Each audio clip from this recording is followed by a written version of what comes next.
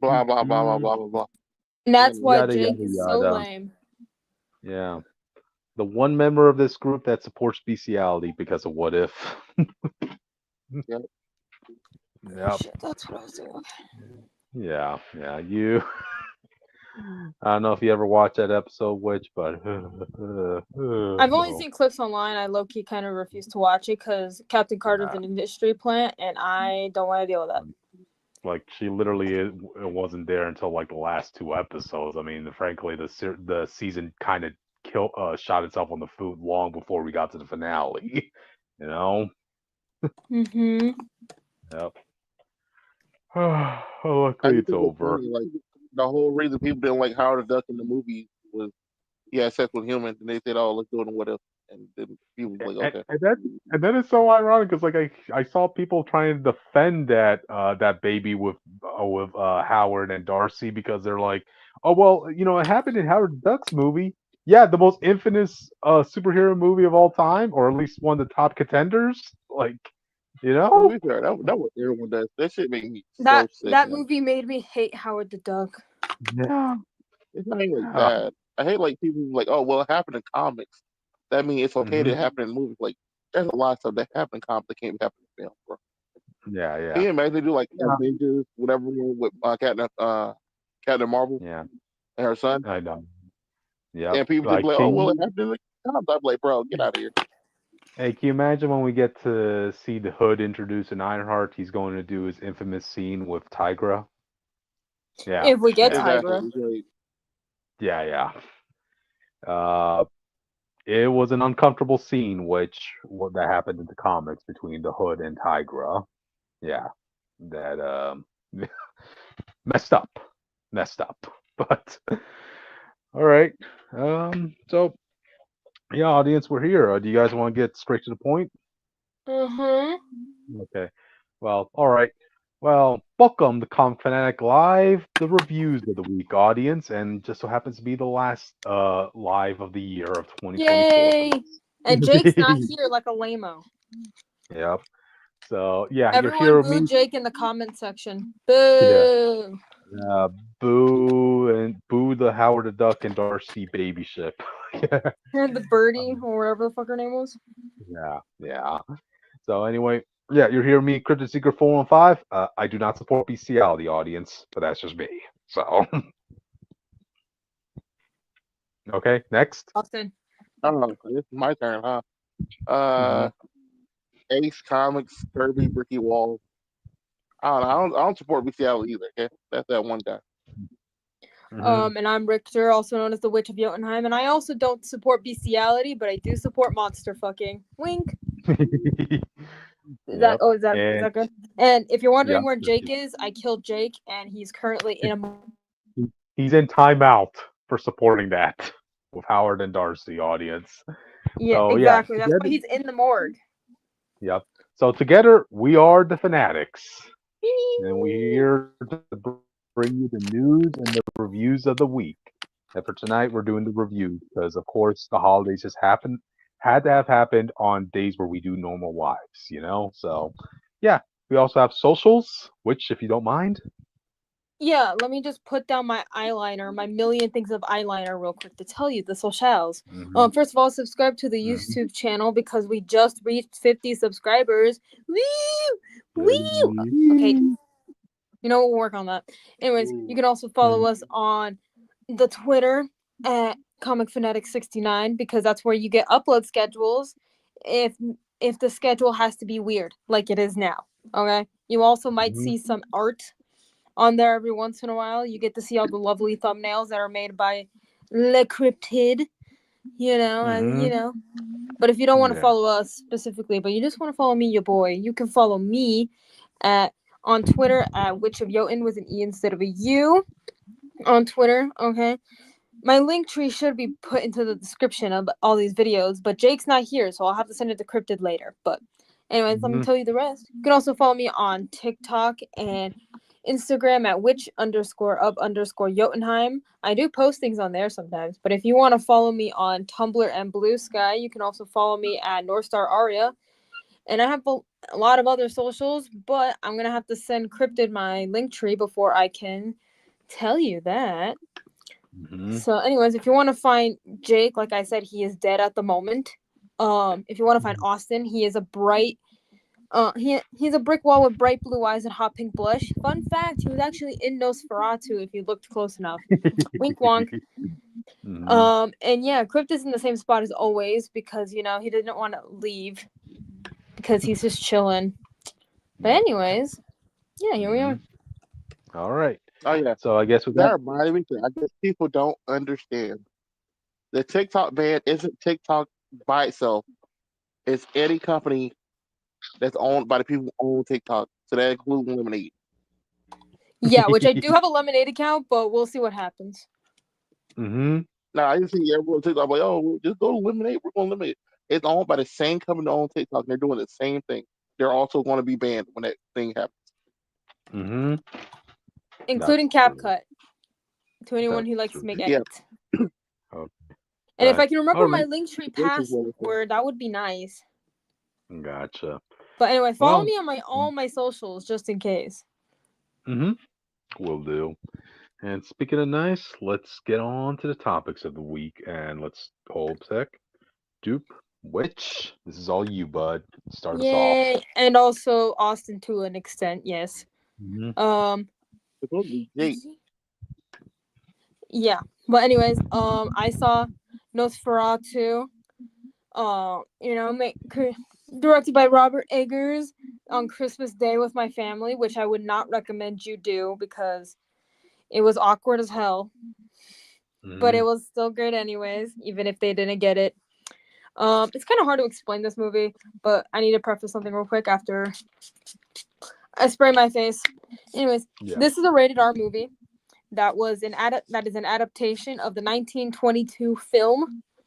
If you haven't seen the 1922 film, it's on YouTube. You can watch it for free, or if you're able to go to an actual theater if they're showing it. I saw it twice. Once with a live band, and the other time with. Oh, which? Yes.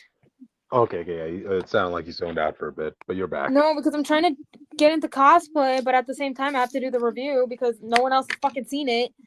Okay. Awesome, dude. Yeah. So. One job. Okay. Go ahead. Just continue.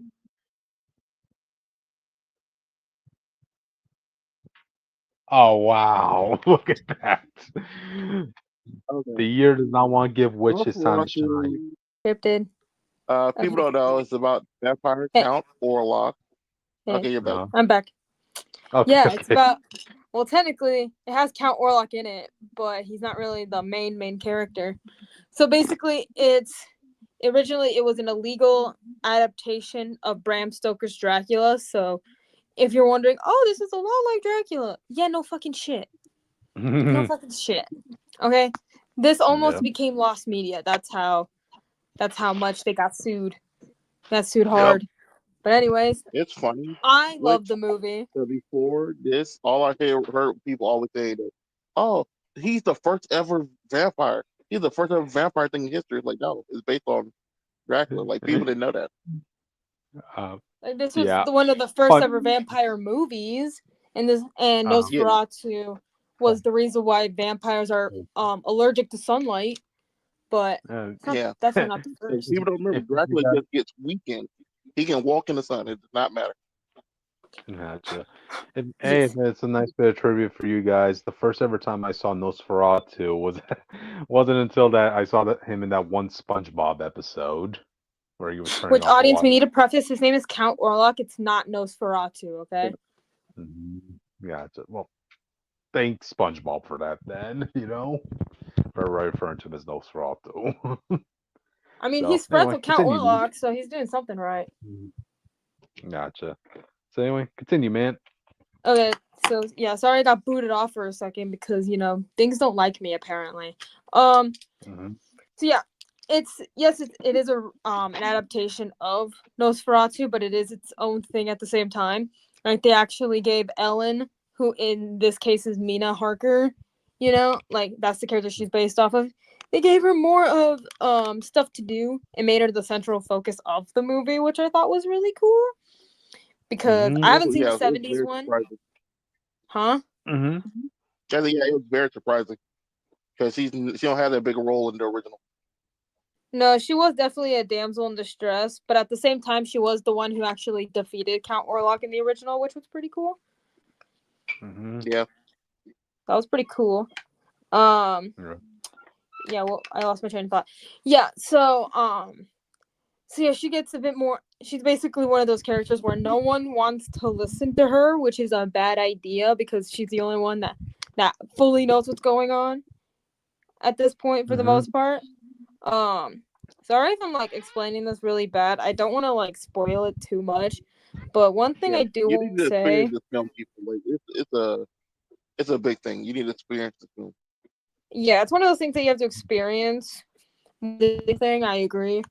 But I do want to say this one thing, and Austin, I want your opinion on this.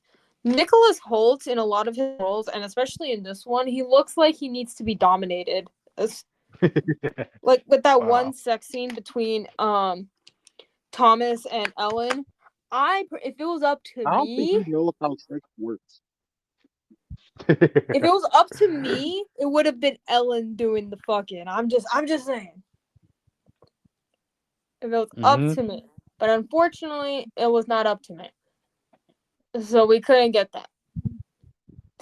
But anyways, the queer undertones are still there. Like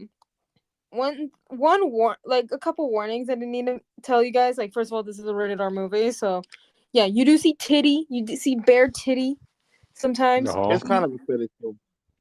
You see peen. You know, you see Count Orlok's peen. Sorry guys, if you wanted to see Nicholas Holt's peen, you did not get to see his peen. Or Aaron Taylor Johnson's peen. You didn't get to see his either. I know, I'm disappointed too. Not even But Craven's peen? Huh? We didn't get to see Craven's peen. We didn't get to see Craven's peen. Like, what was up with that? I'm disappointed. You know, I'm not mad. I'm just disappointed.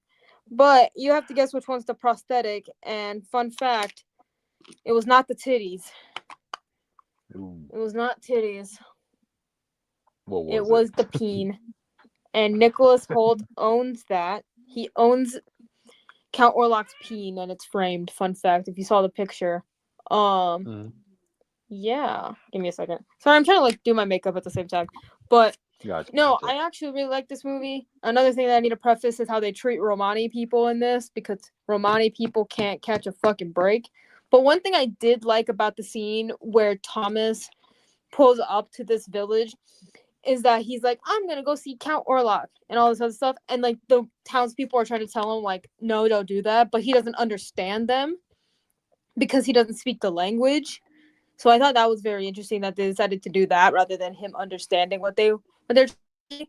And so it makes him look less ignorant than the original. Yeah. Where he just kind of ignores people's like advice. At least here it's like, well, I don't know what they're saying. I just really want to meet this guy. They have a job to do, okay? Like shit. Like I got a thing to do.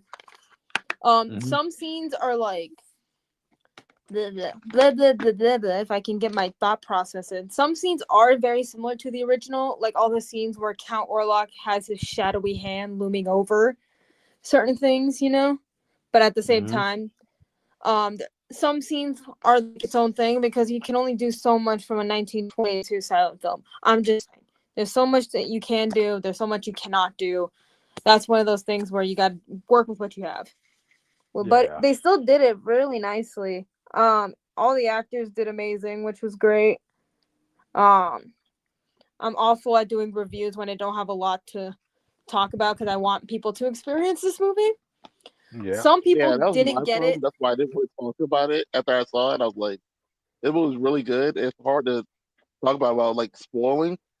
And this is something I think you need to see firsthand to truly understand how good this film is. Yes, but we also have a fourth guest here. I wonder who it could be.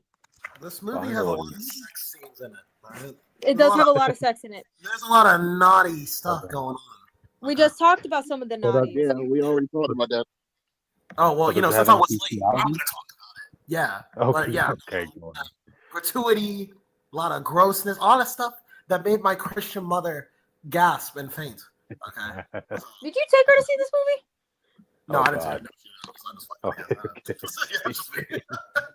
was about to say, I was like, you showed your mother this? I actually did go with my family, which was kind of weird. I had my 16-year-old brother next to me. You watch your mother, and you're gonna talk to me? Hey, no, my mom's different. My mom's a little bit different. She's a little bit more chill when it comes to this stuff, okay? You leave me alone. If I really want to You be leave a me out terrible, of this.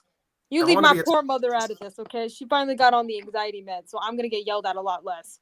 if I was really a terrible grandson, I would have brought my grandmother there, and she would have. Oh my gosh. I don't think I should bring my Christian harmony, my Korean immigrant harmony to go see this movie. Like, I would not recommend that. No, definitely not. Definitely not. Definitely not. Definitely not. There was one scene. So I was in a really packed theater. Fun story. Me too. Yeah, I was in a really packed theater, and the scene where I'm not gonna, like the scene where the girl just kind of like trips out. Everyone was like, "Hey, yo, what the fuck?" That was like the entire theater. It was really That was his old. And like one thing that I appreciate with this movie, I guess you could say, was the character of Ellen, as well, because like she knows what's going on, but none of the men in her life are like fully understand. Maybe besides like Willem Dafoe's character kind of understands what she's going through, but like people are like me, you know. But it's like, hey, all she just wanted was companionship, and like she went to, like she called for Orlok. You know, you don't really call for Orlok. He like, you know, he usually comes to you, but like she was going through it when she was younger, so she was just like, I need someone. And like what Robert Eggers, the director, did say was that this is just as much of a love story with Ellen and Thomas as it is with Ellen and Orlok. And so the fact that they brought the scene back from the original where Ellen was the one who defeats the monster by sacrificing herself was actually pretty cool. But unlike in the original, Ellen does not survive, unfortunately. Spoiler alert. I think it's for the best. Not everything needs to happen. I think it worked out better for the guy could do it. Yeah. But like, I just like how the characters were portrayed. Like Thomas didn't seem like an utter buffoon, like in the original, you know. So that's good. Like I said, Thomas looks like he needed to be dominated by his wife and not the other way around. Yeah. And I was talking to one of my friends about this movie, who was kind of debating whether to go see it because she's not the biggest fan of horror movies. And I was like, yeah, there are like some horror elements. I'm not going to deny you on that. You know, there are some scary bits, but like, I think you can go see this movie pretty fine. So yeah, I like, even if you can't really handle too much horror, I think you can go see this movie and be coward and show up to this spectacle of a film. I would. I'm just saying. Record, I told my family to dress up for this movie because this was my movie, for Christmas, you know, and I told them to dress up for it, like vampire-like. And so, like, I go home, I get dressed, you know, I'm all ready to go. I have my cool purple contacts in. I'm all dressed up in whatever 1830s attire I could get my hands on. And guess what? I get to my family's house and they're in sweats and comfy clothes. No, I'm proud of them. Yeah, there's no way anyone else is going to do that. I'm offended. Like, I up for this movie. Gotcha. I understand this movie. I do. You guys aren't monsters. You wouldn't understand. Yeah. For the record, I wanted to go see this movie, audience. It's just this has been a really, really busy month with everything coming up. Yeah, but I'll see it eventually, you know. So yeah. Doesn't matter. Like a character of Knock, basically the same as the original movie, you know, and all that jazz. If you didn't know, he's kind of like the Renfield. He is Renfield in this case. If you haven't seen Dracula or anything like that. Or Renfield. What? Or if you haven't seen the movie Renfield. Or if you haven't seen the movie Renfield. But that Renfield, who guess what, was played by Nicholas Hoult, who was also in this movie. That's so weird. He shows up in a lot of things, and he looks like, and he has the same vibe in every movie I've ever seen him in, from X-Men to this. Same vibe. Love you, Nicholas. Gotcha. So, overall rating of this film, which? I don't know. I don't really have a rating because I'm awful at ratings, but I really liked it. I recommend it. If you like vampires, if you like monstrous vampires, not just pretty boy vampires, go watch this movie because finally monster vampires get repped. Surprisingly, that's the thing a lot of If you like the voice of the Demeter, which is like the monster Dracula film, you'll like this one. Which I also liked that movie. Yeah. Cool. But all right then. Any sorry final that thoughts? Our review wasn't the best because, I'm sorry, I'm not the best at doing reviews by myself. Gotcha. All right then. Because of that, you guys will move on. Yeah, go watch this. Go watch the movie. Thank you. Oh, we got a comment from our buddy Tevia saying, "I like Nosferatu." All right, another positive review. Gotcha. All right. I've been questioning your taste. With that, let's move on to the next topic, audience. What was that, Austin? I said, I don't know, Tevia. I've been questioning your taste after I guess we'll. the last two videos.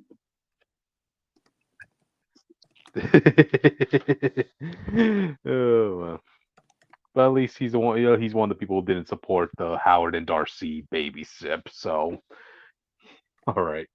Well, anyway, let's move on to the next topic, audience. So, yeah. Well, and audience, I'm also gonna go back to doing my makeup so that I can make fun cosplay videos for you guys later. Fuck, I grabbed the wrong one again. Gotcha. All right, so yeah, next topic, audience. The Batman 2 delayed. Okay.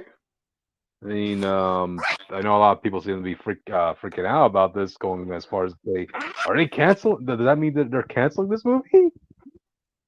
I mean, for one, the first Batman movie made money.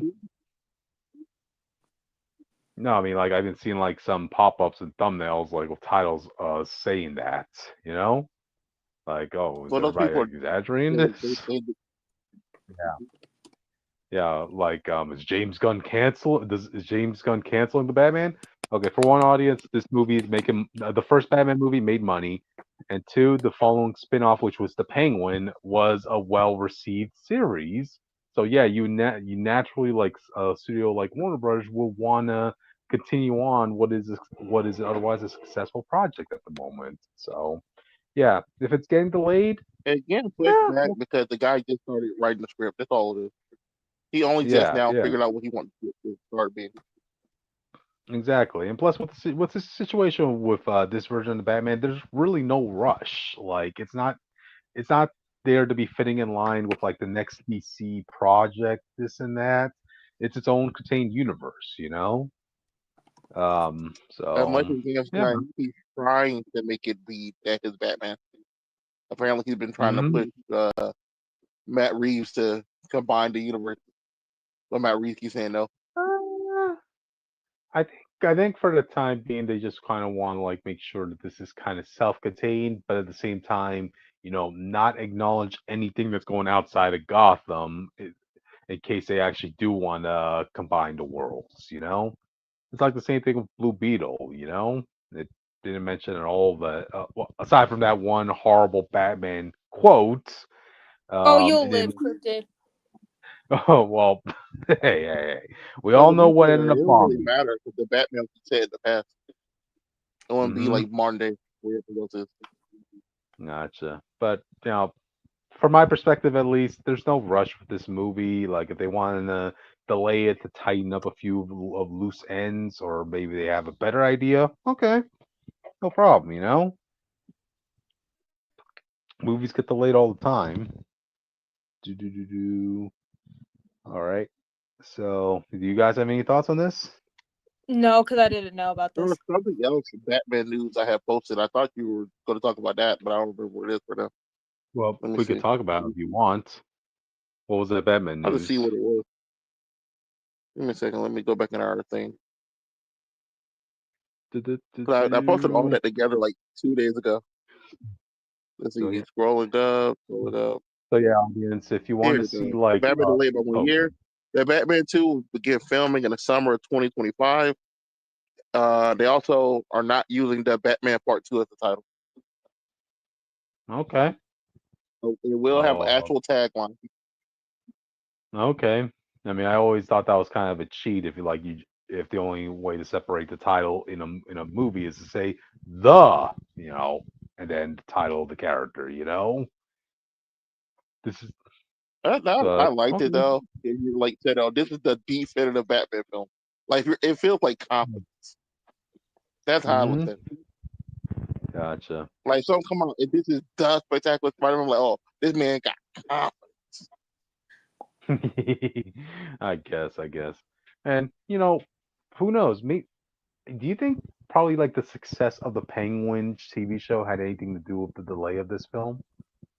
Like maybe they Probably. kind of, No, yeah, like it's. I'm sure they had planned on Penguin still being in the Batman sequel, right? But who knows? Maybe they kind of want to yeah, say in the cameo, we'll make him a full time villain in the following movie.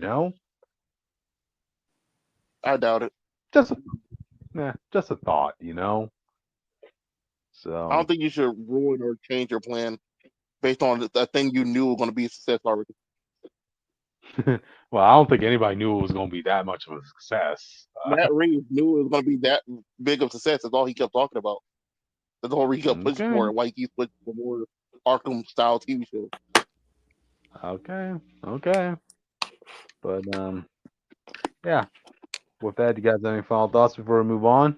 Again, we have a busy No, night ahead. I'm still doing my makeup. Gotcha. All right, then. I guess with that, we can move on. Do-do-do. Austin, this is you, bud. Let me see. Joe Kelly taking over Spider-Man. Well, he's writing Yeah, this. Joe Kelly's supposed to write Spider-Man now with 8 Deaths of Spider-Man, but they give him an I thought. official. He was going to be a transitional writer, so just buy Mhm. time till they pick up the next big writer is, and they decided on him Yeah, I because thought he was. people are okay with Mhm. 8 Deaths of Spider-Man, Mhm. I thought he and was that's just what he fucked up at. co-writing Spider. I thought he was just co-writing the Eight Deaths of Spider-Man with someone else. No, the main part, if you begin, says his name first. Oh, okay, I guess. Well, Eh, what can you do? I mean, I already read the premise of what his run's going to start out with like, Peter applying for a new job and yet again screwing it up. Like, I don't think they're looking to learn from any of the lessons that happened with, what was the last writer? The one that everybody hated? Nick Zeb Lowe? Wells. Oh, Well, Zeb Wells. Sorry, Zeb Wells. Yeah, I don't think they're going to look to adjust any of their plans with Spider-Man going forward unless the sales actually do take a hit. So yeah. well, Sorry. that's why I brought up the Nick Lowe thing I sent you because Oh, in that go whole ahead. thing, a Talk about it. guy was talking about to Nick Lowe in like the end of the Spider-Man issue Yeah, letter, yeah. The letter and he pages. basically Yep. told him Zeb Webb's run was terrible. I believe I can write a better Spider-Man, et cetera, et cetera, et cetera. And he explained to Nick Hmm. Lowe, I know that you know that Spider-Man's bad because I know you see how people feel about it. You went to Yeah. a whole convention where people let you know how they feel about it, but Hmm. you refuse to change anything. And then he brought up one more thing that was interesting that's escaping my mind right now. But it basically came to, oh yeah, the only What? reason Spider-Man is still in the top 15, let alone the top 10, is because Spider-Man, regardless of good or bad, is a collector's issue. He's the main hero of Marvel. Yeah. The Golden Goose. Yeah. So even if Hmm. casual fans stop buying it, it's still going to be top 15 or top 10 because it's the golden goose. You can't say, oh, Hmm. it's successful because of that. And Nick Lowe's Hmm. response was basically, well, I don't believe you can do that, blah, blah. But if you, I don't believe that's all reason Spider-Man's success because I don't see anyone complain about it. I think you're in a small minority. And it's like, bro, you got booed off the stage. You did a whole convention about Marvel and comics and stuff, and all people Yeah. asked you about was Spider-Man, and they were mad, and you got mad and left. hmm That's not even the first Again, time it happened. If you look at him on I'll, Twitter, he hides comics about Spider-Man and stuff, and he's been doing yep, that for years. yep. I mean, hey, again, audience, like I was one of the people who was trying to give Zeb Wells the benefit of the doubt with this run, especially with Peter hooking up with Mary Jane. But even I had my tipping point with this run, you know? Like, um, yeah, it's just He ain't sad. hook Like, up Mary Jane this month. no, I'm sorry, Black Cat. I meant Black Cat. Yeah, Yeah, yeah, I was all in for that relationship until they decided to screw it up and show how Peter messes everything up. You know, Peter can't catch a break canonically. no, he can't. And apparently, they're still going to go forward with whatever her name is from Ravencroft that he's dating okay, right now. Like, okay. I I don't Shay. Okay, Shay. It's Jay. Okay, is she even worth remembering? What? No, I mean, is her name even worth remembering? Yeah.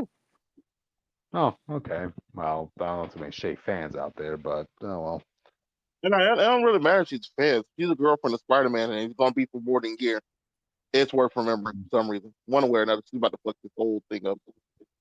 I'm sure she's Gotcha. gonna at some point let all the villains out of Ravencroft and we have a Spider-Man Arkham Asylum story going on. And the next thing you know, Paul ends up dating Mary Jane so she could date Shay. Basically, Yep. you have to remember her name for which she eventually fucks up Peter's life. Okay, that's why you have to. Um, and like I know So Marvel's going to try doing whatever tricks they can to make sure that the number one issue of this Joe Kelly's run is going to be a success, numbers wise. Because it's hey, a number one. It's gonna be a success regardless. yeah, not All just number ones that, are. but I'm pretty sure they already have a whole stack of variants that they are planning on giving for this issue too. So yeah, there's also That's a that. little weird. hmm Yeah, And variant cover artists are like such a thing in Marvel that now they have their names on the credits page. Audience, you know, the credits page that shows the okay, written by so and so, drawn by so and so, editor by so and so. Oh, cover artist so and so. Now, yeah, to yeah. be fair, I feel like you should always done that regardless. hmm Yeah, I guess. But all Like, right. Yeah, but yeah. no. The main thing this new run is doing is we're going right back to basics, and this Joe Kelly wants to focus on the classic Spider-Man villains again. Because I don't know if Uh people huh. don't know, but like people like the Rhino and Mysterio, so they haven't had a big Spider-Man story in like 10 years, maybe. hmm They've been more in other people's books than they are Spider-Man. Like Rhino gets like a one issue every now and then, but Mysterio was in what the Chasm or something. Mary Jane's book, he hasn't been in Spider-Man. A Uh lot huh. of them haven't. So yeah, they're like that's hmm interesting. That might be fun, but I don't think people care that much seeing Peter going back to being basically poor again and begging at me for money, all this stuff again. The dude close to his 30s having to still go through all that audience. Well, is what it is. Well, I'm voting with my dollar audience. I'll always be able to say that. I ain't gonna be picking up this issue unless I hear some phenomenal praise and reviews from this issue to say like, no, If give he this could run a at chance. He actually did least like if they don't give Peter growth, at this point, whatever. I don't care that much. I can stop reading. But good. if Joe Kelly can at least keep writing at the quality he's doing, 8 depths, where he's just like, well, it's not terrible. It's entertaining at least, like some of it. The fighting is Nah. interesting. Then I'll hmm probably keep it up on and off. Gotcha. But all right then. You have any final thoughts before we move on? I need him No. to go ahead and decide what he wants to do with Norman now, because I don't want Uh this huh. whole run to just be like, oh, the Green Goblin might be come back. I said I'm working on classic villain. Like I would never read the book again. Oh damn. Hey, I mean, you act like Marvel doing something with Spider-Man to piss off fans is something that they will never do, Austin. You know? They don't know my Shocker. heart. Okay. Okay. But all right then. I guess with that we can move on, audience. Do. Okay, who wants to do this one? Is Jason Momoa gonna play like what the fuck was his name again? Lobo? Lobo? Lobo. Yeah, it Mhm. blanked out on me. Yeah, you mean the Lobo. cast? You mean the casting that should have happened all along? I could see it happen, yeah. I'm gonna chime in on this one. The reason I think they're doing it is obvious. Lobo's the misogynist versus the strongest woman alive. So She's not the I don't strongest mean that woman in a bad alive. way. I Don't mean like disrespect. it is what it is. Stop. Look, just like James Gunn, stop disrespecting Wonder Woman just to hype up Superman people. Okay? I'm not talking about Superman. I'm talking about She is not the strongest. Supergirl is not the strongest woman alive, and she never Listen, have been. she's stronger than Cal. She's stronger. She's physically stronger than Cal. Okay, absorb more of that sun. Then That who? good sun. Okay. Okay. She's physically stronger than who? Then Cal. Then Superman. All right. And if you Okay. don't believe me, Yeah. if you don't So believe me, that she's not stronger than Wonder Woman, though. CW. She's Jake, CW. not What stronger than about the daughter CW of a first? god. You know what? You Jake, know what? talk to me. Talk to me when Supergirl is juggling planets and punching reality, man. All right. Well, All hey, right. listen. Listen. CW said so. In fact, Clark Kent said so. He said, "You're stronger than me." He said like 3 times in that show. Okay. Yeah, and CW also said that Iris West. No, that there is no Flash, Barry. You are not the Flash, Barry. We You know are. what? No, people give her shit for that line, but Flash is so stupid in that show. She might as well be correct. Okay. Because he can't do nothing without that team. So she might as well be right. Okay. But it's their fault that he can't do nothing without the team. Though. It's their fault. They came across with him. They need to let him die and come back. Listen, They get a new. Barry's also codependent on them. It's a codependent relationship that shouldn't exist. You can't baby someone their whole life and then be confused that they need help when they're like 30 years old. Like,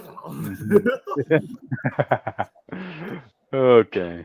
but the point is, But whether yeah. you like it or hate it, the point is it's about a strong woman versus a strong man. And one is misogynist, the other is a strong woman. So.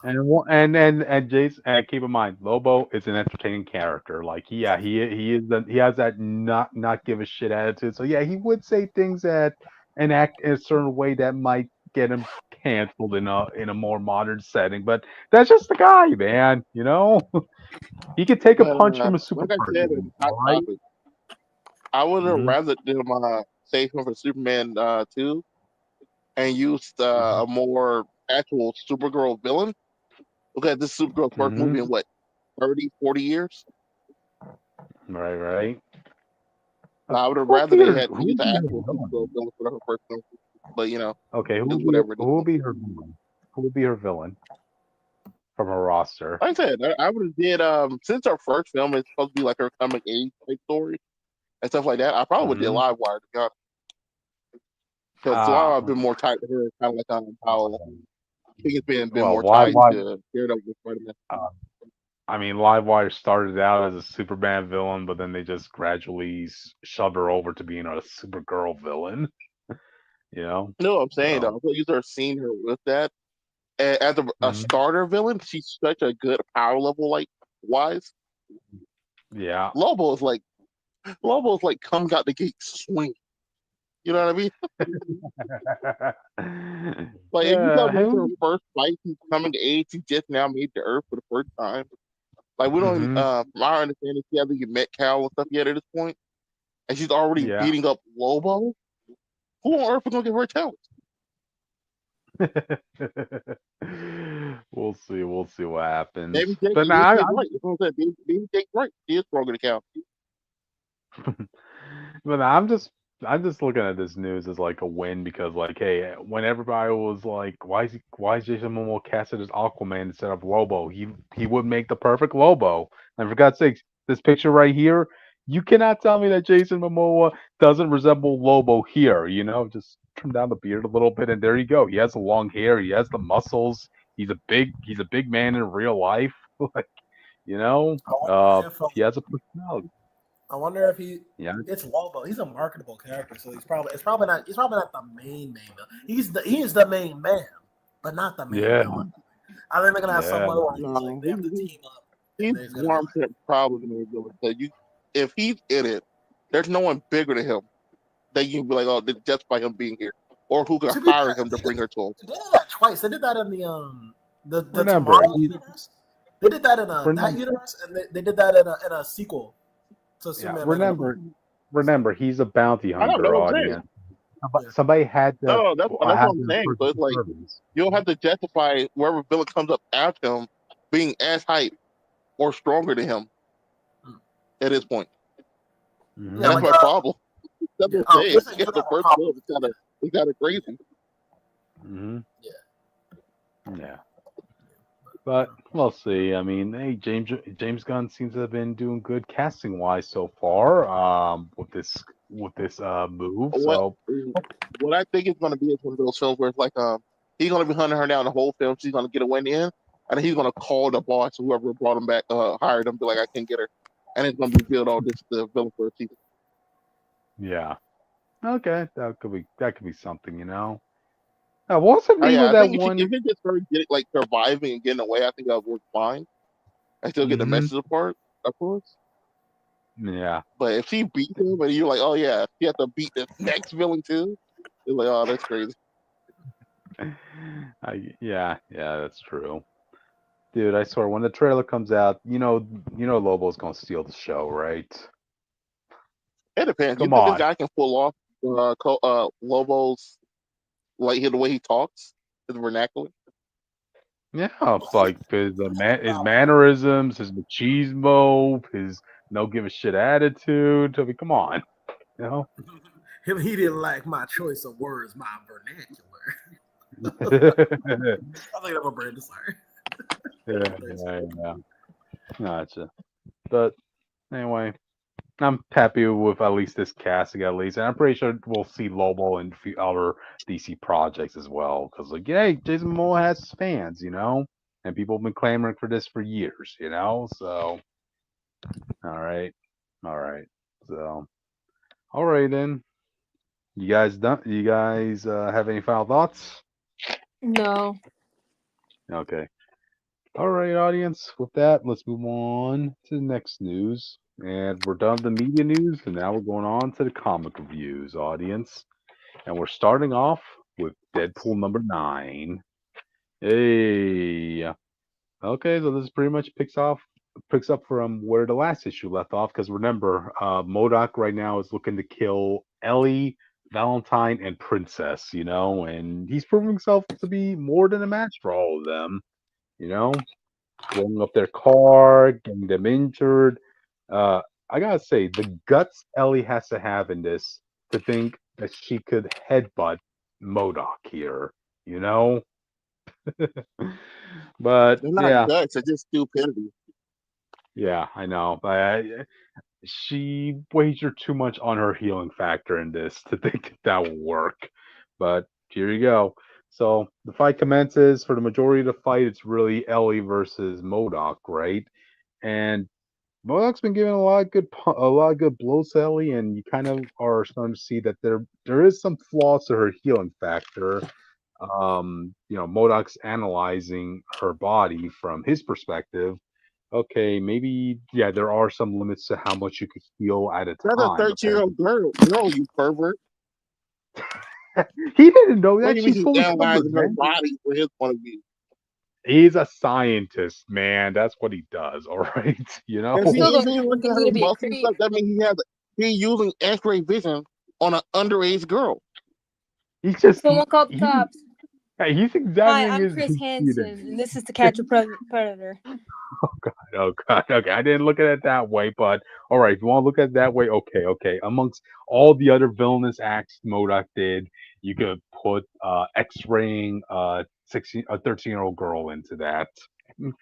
Uh, Yeah, I was sorry. gonna say that because the Okay, cover art okay. makes her look like an 18, 20-year-old.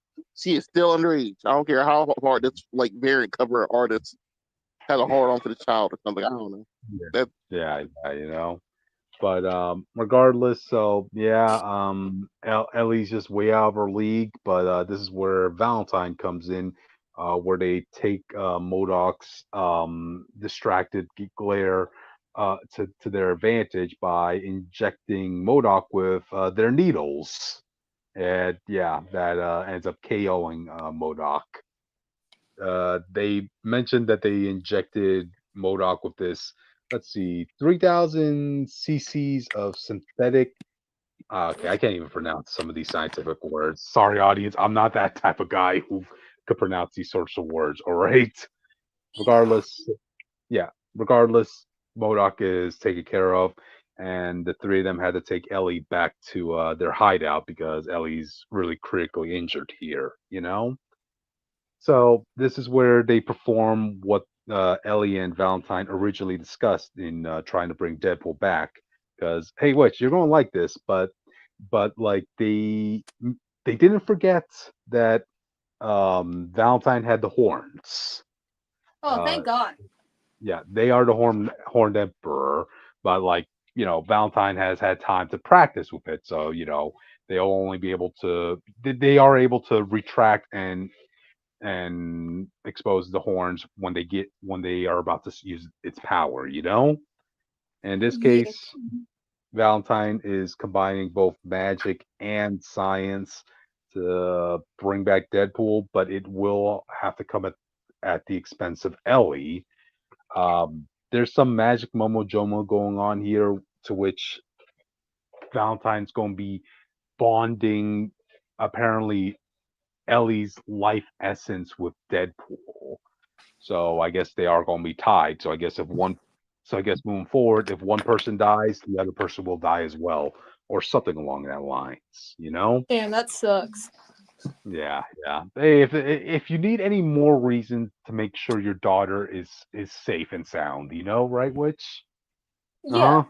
I don't know why Ellie was so down to being the next Deadpool. I was like, you could have waited a few more years. Yeah, yeah. I Could know. have waited until you were at least like older and not like barely a teenager. Yeah. I mean, where's your adopted mother, Preston, Ellie, in all this? For She real, of all where are her other parental units? I'm Yeah, concerned. the Austin, the the one- Austin, I'm concerned. the ones who are fully aware that Deadpool's life will result in the destruction of his family. Whew, I'm whew. concerned. Someone called CPS. Gotcha. But anyway, during this ritual, Ellie goes through like the afterlife where she actually ends up meeting her mother. What's her name? Damn, Comanches. And this is where I kind of have to poke a little continuity into all this, because audience, Ellie has never really knew who her mother was. Through no fault of her own, she got kidnapped by Deadpool's villain Butler and sent to a prison camp where the mother and Ellie got separated while Ellie was still a baby, and Ellie was given to the butler's brother, a good man, right? He did raise Ellie right and this and that, but again, Ellie would not have known who her mother was. But here they act like it was she who raised Ellie this whole entire time. Yeah, just a little poke of continuity there. But anyway, so during this process, Deadpool comes back. He hugs Ellie, telling him, "Okay, if you die on me again, you are grounded. You hear me?" you Grounded. know?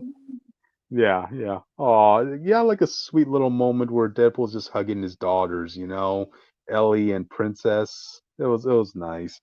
And oh, wouldn't you know it? He spots Valentine. Oh, oh I wish he took I, this I, moment Lovely. more That's so seriously. This literally was everything. I wish he took this situation more seriously. It was literally everything he feared. His daughter just died yeah, for the first time in this line of yeah. work. The main thing he never want to happen. It feels weird how unserious Happy this he writer is. is approaching this topic that Deadpool always held like close to his heart. Yeah, yeah. That should have been That should have been the moment where Deadpool's like, "Okay, Ellie, you are Deadpool no more." Like you literally died at this point. I can't have that on my conscience anymore. You're 14 for God's sakes, 13, 14. Yeah, no, she's You barely did in teenage. Deadpool for 1 week, and you almost died 4 times, and then you actually died. Yep, and you also started killing people, which is a rule I specifically told you not to do. You know, so yeah. Again, it's Marvel's excuse of like trying to get more variant covers out at the end of the day. So Like Deadpool as a and character doesn't really need to be a legacy character, especially at this point in time. So the fact that they tried doing that was kind of weird. Cause like, you see what I'm talking about? yeah, exactly. Which especially since we have a multiversal row of Deadpools coming out, most of which are going to get their own book in the foreseeable future. Which we Yeah, don't need yeah. either, but here we are. They want to bank on the To be success of the fair, Deadpool which he was movie. already his legacy character because she's Deadpool in 2009. Do I count that as legacies? If you're a 2099 version, do you No, really Well, count well, to that? be I guess fair, it depends. at the time when that happened, they were still treating 2009 as the de facto future. Like they were still setting up to it with Alchemist I guess moving in with other things. I don't really consider 2099 to be the actual future. It's just its own separate multiverse at that point. Isn't there two? Exactly, which There was two, you they know fixed it. No, there was two, they fixed it. I guess, but I just see that as its own multiversal future. Let's see, but in there, it was Deadpool's other daughter that officially took up the mantle of Deadpool 2099. That was, what's her name? Wanda Wilson, the daughter Deadpool had with Shikla. Mm-hmm. Yeah, there was a whole war over that title between her and Ellie. But yeah, getting back to the book, it was like Valentine really wanted to have a one-on-one confrontation with Deadpool away from everybody, right? And I kind of like Deadpool's like little sweet talk here, like saying, so does this count as you finding me in another life? You know, there were some quick verbal exchanges between the two. And Valentine saying, "Okay, look, it's great you're back, but like, it just can't be together. We can't be together right now. Like, I'll be here if you or your children need me, but just know that. So you raise a good kid, Wade. Uh-huh. And there's also one more thing I have to tell you. So Valentine whispers something into Deadpool's ear that surprises him. And when he goes back to meet his daughters, they're asking, "So what did Valentine say?" I'm Um. pregnant. Oh wow! Again, Wouldn't that be something? Valentine and Deadpool having a baby, you know? And knowing Deadpool, who literally kind of gave birth to a carnage hyena dog, it wouldn't be the most mhm. surprising thing. Yeah, exactly. And Deadpool mentions like he answers by saying, no idea. My ear canals haven't grown fully back yet, but it's something the writers can pay off in a future arc." Yeah. Yeah, he's not wrong there. So anyway, after that, like Taskmaster's like he's trying to go back into business. Like, hey, we need to get this mercenary business up and running, especially if you want to get your revenge on Death Grip, right? So he's trying to have them all watch a mission briefing for their next assignment, and Devil's like saying, "Okay, can I just say this is the best job I ever had? This is more than just a job; it's a family." Taskmaster's like, I don't I don't want to be in this family. All right, this is not a family. This is a business. All right. A family business. No, this is about money. you know, it's all you people who are tired of everybody saying we're a family. Like, come on, you can just be coworkers. All right, doesn't have to be that Alexa, play deep. Buster I Kneecap. just want to bring this up. I've been complaining about this for years, and now all of a sudden it's blown. I just want to say, this is me. This is me. Okay. Okay, you're Taskmaster. All right, Wade. Oh, great, Jake. You Yes. happy about that? It's I like hate Taskmaster. I hate how quickly people could just be together in stories and be like, "We're a family." Fuck you. No, you're not. Fuck off, bro. I'm just here to get paid. That's what I'm here for. But that's the problem with Taskmaster though. Taskmaster dealt with Wade and like everyone for so long. He should already know how like this situation with Deadpool want to go. If it was weird, he Yeah. would let this business fly out the first like anyway. None of Mhm. Deadpool's groups or teams or jobs have ever really worked out. He had a Mhm. he had a person in their business for like what, one book, what, two books, Mhm. Yeah. and Yeah. they Exactly. barely made money. I know, right? Yeah. A lot of things. The writer, I guess, can't be expected to follow up every continuity bit. Especially the history. Yeah, but he's not But following up any of them right now. Except for like the yeah. Valentine's Day, I guess. Yeah, it's just sad. Oh, and also we do get like a few last panels of Ellie looking to the side and finding who apparently is her mother in a ghost form. So, oh, okay. Let's see where that goes. So, yeah, audience, that's a book. If keep them one one thing to take out of this. So, yeah, Deadpool and his daughter's lifespans are now attached to each other. So, yeah. Oh, that's lovely. Yep. So we'll see where that goes. But all right then. I guess with that, let's move on to the next book, audience. So it's just me and Deadpool dies, she dies, but Deadpool just like regenerates, come back, he's come back too, I technically. guess. I guess because remember, Deadpool's no longer immortal anymore. Austin. Yeah, but it's gonna take a lot to kill him. Like he can still just survive with the head. I guess they'll just do some magic mumbo jumbo to say that now, after his death by death grip, like his healing factor just went down a notch. You know, Yeah. So Go kind of on, like Pete. Old Man Logan. Yeah, pretty much. No, wait, You was it know. Old Man Logan or Earth X? Yeah. I don't remember. It's been a Oh, while. it was old man Oh, Logan. yeah, old man Logan. His healing Mhm. factor started crapping out on him. He So, mad at but yeah, but anyway. he can still easily be killed if he gets overwhelmed. Yep. But anyway, with that, let's move on to the next book, audience, and it's the Fantastic Four number 27, which I hope Jake read. Did Jake, you, did you man? read? No, because I'm Your reading book? the back of my other stuff. I had no time. Okay, no Oh, time. dang. Well, I guess we're This is not talking your. about Fantastic Four, so we got to move Wait, on. Yeah, wait, we wait, could save. We could save it for next time if you want, guys. If you want to wait, I'll read it next week. I had no time. hold on, give me a second, goddamn it. You read this, Austin? No, we can talk about. Okay. Because this Give is me the a second. man. Give me a second. Bro. It's Yeah, Fantastic this is. Four. If Jake's not gonna do his job, I'm gonna do this goddamn job. Okay. Fantastic I'm sorry, Four I was doing number 3 jobs 26. and a favor. Okay, I was doing So, jobs. Yeah, you should have been doing 5 jobs. Okay. Guess who yeah, put the yeah, photos up? Crip. I need yeah. payment for those other 2. Okay, give me that. Give me that $99. Okay. So yeah, this Oh no, issue I did read introduces. this technically. Yeah, I did read this. Okay, Okay. I can talk about this. You didn't even remember you So did your job. Don't get on me. no, I read this. No, it's not my Hey, book. I read I this read when I my was in book, Cold Fever a so while ago. don't give me Remember? shit. Remember I'm the messing. I would read comics when we were talking to Tony and stuff. That's what I read. Oh, okay. Gotcha. No, I'm just messing with you. Though. That's all So, good. in case you guys Okay. couldn't tell by the cover, this is the introduction of the man, the myth, the legend, the Mole Man. Oh, I miss Mole Man. We haven't seen him in a while. I know, He was just right? in Ultimates. Get it correct? Okay, that's. And we want our version of Mole Man back. The All you Give 616. said was OG Mole Mole Man. Man, not 616. Okay. Okay.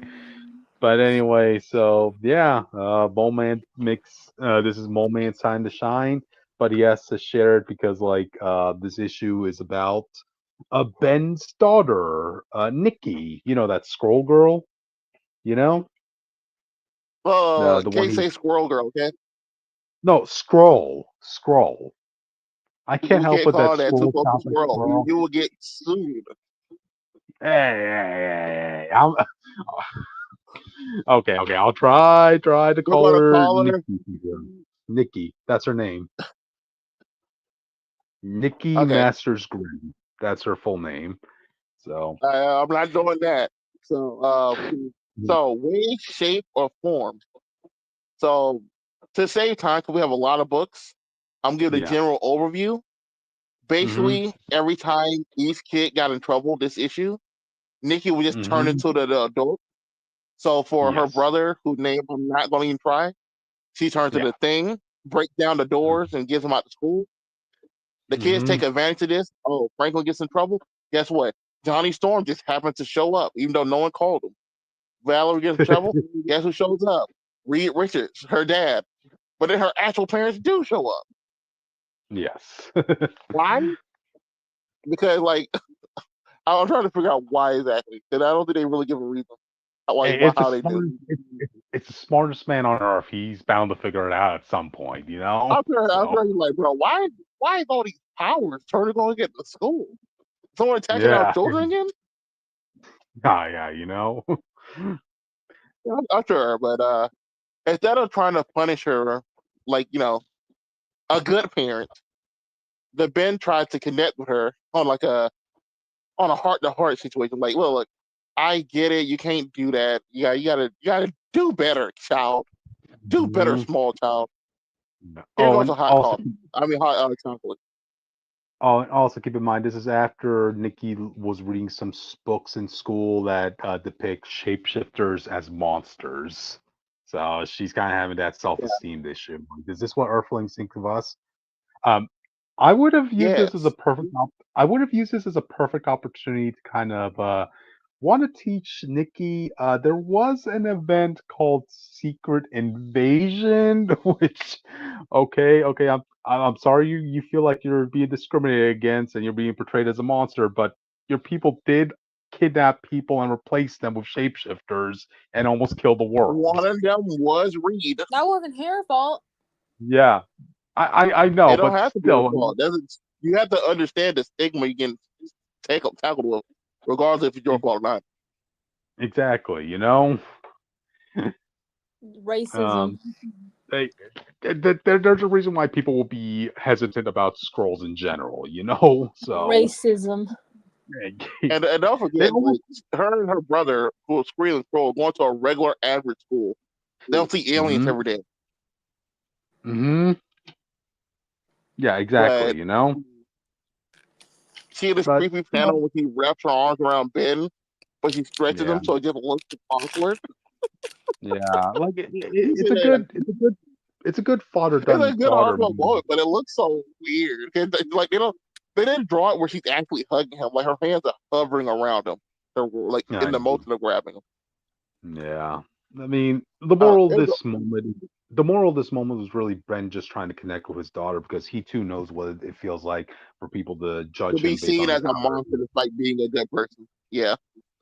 exactly, you know? Don't forget, the So, thing's first issue he transformed is this man, this monster, the thing. yep. Yep. But So, Mole Man shows up. He's looking surprisingly skinny.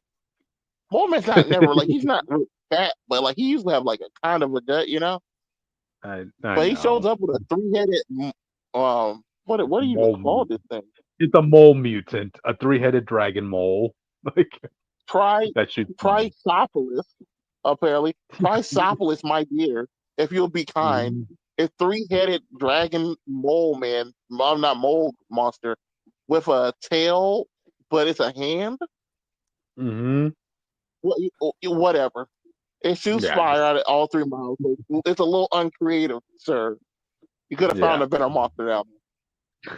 But so basically, This was they're like, mole. "What do we This do? was We can't fight back." Go ahead. Mhm. I was about to say this is Mole Man's experiment on crossbreeding one of his mole species with a dragon. There you go. Yeah, There you good go. on him for trying stuff. I ain't Yep. gonna lie, I kind of forgot he was a villain for like the longest time. I thought the last time we saw him, they ended on good terms, but I could be wrong. It feels weird Yeah. to just see him pop up like, "This one, I'm gonna take over the surface world," like he's like Namor or something. Yeah. Yeah. So, go ahead. But What goes on? he's here. He's like, "Hey, yo, where's the kids at? Bring the kids out." And I'm like, "Hey, yo, hold on now. That's kind of you can't say that. It's not the old days. You can't just go up to school so much. Show me the kids." But Mhm. he wants Reed's children here. The whole the captain for the Fantastic Four would come here because Mhm. he's unexpired. But Right. Nikki basically turns into Thing, starts trying to beat up the monster. But people don't remember she can copy looks, but she can't really copy powers. The reason she can copy like Reed's power because he stretches, which she can easily do. Yep. They just manipulate your form at the end of the day. Mm-hmm. But when it comes to like turning into Johnny Storm, she can't like make fire. The shit her Mm-hmm. brother like blows up a gas tank nearby at the school. You On know, top of the it could have killed a school. lot of people. Yeah, it could have killed a Yeah. lot of people, but they don't care about it. Mm-hmm. And then she turns into Sue Storm, and she can't use her powers either, so she just kind of get yanked up, and it's kind of funny. Yep. Yep. Like, a moment looks at me like, "Oh, hold on now, you're not Sue." And then he backhands her. He backhands the child witch with a stick. It looked like a Oh. reverse of the Hank Pym panel. That's how it looks. Okay, Yeah. It does. she starts bleeding out her nose and everything, and she's like, "You know Mm-hmm. what? I can't. I'm not them. I need to do it as myself." She has her confidence back in her form. She started using her scroll power. She started beating more men up, and it's like, Mm-hmm. look, I get this is a good form for you, but you shouldn't. I don't think it's ever good to have children start beating well-known established villains like out the gate because not because they make the villain look bad inherently. Cause they can just say, "Oh, the villain was underestimated." It's more because it sets a level of ability that kids never really live up to. If you know what I mean? Yeah. Yeah. Because she'll probably do this, and the next issue get dawned by like somewhere nowhere near this level Mm-hmm. because she's a child. So it's like, Exactly. yeah, you should never really do this in writing, in my opinion. But she basically just whoops Moleman's ass, and then was like, "Oh, good job using your powers to save the day." And Mm-hmm. basically, it ends with her being like, "You know what? See, I told you you're not a monster." She's like, "Yeah, I'm not a monster," and all the kids like her now, and they're trying to play with her, and that's it. Mm-hmm. And like, Yeah. self-esteem issue is not that bad, but it's Mm-hmm. also like it's one of those situations where it's like there's a reason. Like, it's not just racism why they don't like you. Yes. Like, Yeah, because of how exactly. Marvel works, time slide happens all the time. So Yeah. events that could be like 10 years will probably happen in like 1 year. So Secret Mm-hmm. Invasion might have been yesterday for all I know. Yeah. Like 2 years ago at So, most, maybe, Like, yeah, so like and this and where they are, like Fantastic I, Four, they see scrolls, evil I, scrolls all the time. Like Super Scroll was the yeah, main villain that these people know. So yeah. like it takes them a minute to warm up to you, regardless. Yeah, I mean, I still remember, like, in the same run a couple issues ago, right? Like, they had that moment where you had vampires walking on the streets and they were getting picked on by a bunch of humans. And I know the writers trying to make that look like it was like a racial issue, but no, this was literally after what happened in Blood Hunt. Where the vampires were Yeah, trying to take over the world, where the vampires literally were grabbing people and intending to have them have their own farm collection of humans to devour. Yeah, that was. Yeah, of course I will be hesitant if I see a vampire walking on the streets. yeah. Exactly. So it's like I Mhm. get the meaning, and it was done pretty well. But Mhm. I'm glad. I like how they don't like try to like justify it. They just don't like address it. And he's Mhm. like, "Look, I know people gonna see you as a monster. It's just the way it is. You know you're not a monster, so don't behave like a monster. Be yourself There. and handle yourself There. accordingly." Basically, is the point. Aw. Ben being portrayed as a good father here, audience. So yeah. But all right. You have any final thoughts, man? I brought this up to Jake. I think this book does better when it just not focuses on fighting. Cause a lot of the best Yeah. issues so far this one has been like them dealing with situations more than people. I feel like anytime they Exactly. do a fight other than like Doom, well, not even Doom's issue wasn't even a fight. It was them trying to save the kids his own way. Yeah. But yeah, when they're not finding the direct thing, it usually works out best for this writer. Mhm. So I'm interested to see how he Exactly. handles the what is I called mean, he One World Under Doom. Cause that's gonna end in a fight. that's Oh the my god, man. he really is a Star Trek writer. He does story before fighting. Yeah. He's a Star Trek fan, Jake. That's the thing. He definitely wants to submit his resume to be the next writer of Star Trek. You could definitely tell that by this run, you know. Well, I said go ahead on him. Okay, okay. Yeah, when it comes to like But character work, this is probably who I would have liked to take over Spider-Man at some point, just to see what he does with that cast. mhm, If Marvel lets him actually like let Peter grow and have his yep, friends have friends and stuff. yep. This is the writer I probably would see, but that's about Let it. Peter have friends 2024, 2025. And I'm gonna say all he got right now is still what Robbie, and Robbie doesn't really fuck with him like that anymore. So it's like Isn't that's Robbie in it. a hospital now? Like, Exactly. It always in the hospital. He doesn't yeah, really like Peter now. The Fantastic Four don't yeah. like Peter because the whole they beat he had to run through their building to get the Mary Jane situation, Uh, and like he's back in a situation where he has no friends again. It's like okay, he got Black Cat, I guess. mhm. Yeah. No. So, all right then. I guess with that, since we're finished this book, let's move on to the next one. Guys, Jake's book, but Cryptid, next we're going on to yeah, are you good? You're yeah, cracking yeah. out for a Which bit. You're yeah. cracking out. Oh, sorry about that. All right Oh, now. hold on a sec. Okay, can you hear me now? Yeah, you're good. You're good now. Okay, okay. Well, all right, Yeah, Austin, you announce this one. Okay, I Ultimate like how I Spider-Man told you I number was gonna 12. do one book tonight. No, I'll do it. I'll Uh-huh. do it. I'll do it. I'll do it. I'm saying. It sounded funny. I actually put in a picture for one book, but somehow I ended up with three books today. But Um, Ultimate Spider-Man number 12, I believe. Yeah. 12.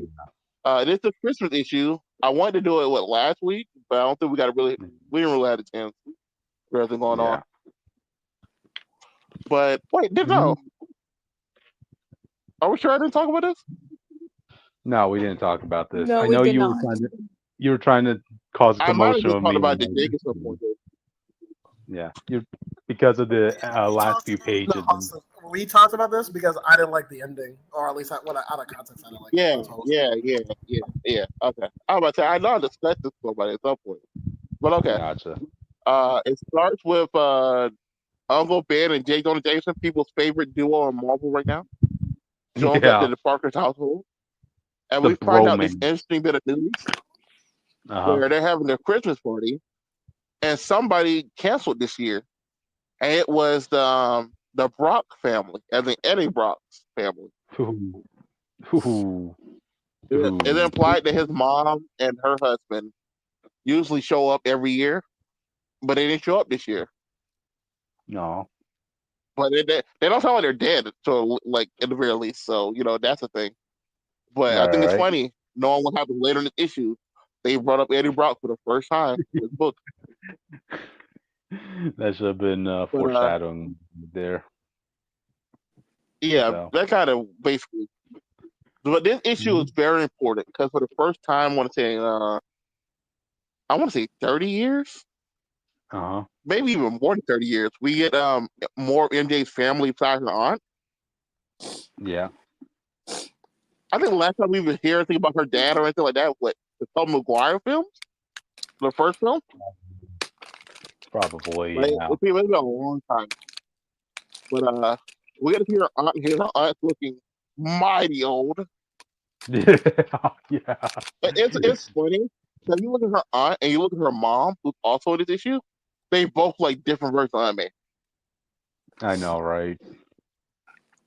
The, And the funny enough, aunt looks like classic Aunt May, and the yeah. mom looks like ultimate Aunt May. And funny enough, somebody here was trying to push Uncle Ben to date the mother. Yeah, Yeah. I don't understand why they even think of that. I don't know if my kids are dating. Um, If our kids are dating, I'm not dating their mom. That's No, really for real. weird. Yeah, I think that's just common sense. yeah, that counts as incense, doesn't it? Like, I Yeah, know you I guys are just that's think in-laws, legally but that would be still. incest. Yeah, exactly. But luckily, But it wasn't Uncle Ben who's going for Mrs. Watson. It actually ends up being J. Jonah Jameson, who's like, hey, let me get a crack at this, you know? good for him. But the The- main takeaway from this family Yeah. dynamic right now is that Mary Jane's sister is here. I don't remember if she had a sister in canon. If she does, like I said, her family don't ever come up. Mary Jane's a character in 616 gets a lot of growth, but it's never with her family. It's Yeah. never with them. So she has a sister named Gail, which is kind of lame. Gail Watson sounds terrible. Hmm. I don't know. That's a terrible name.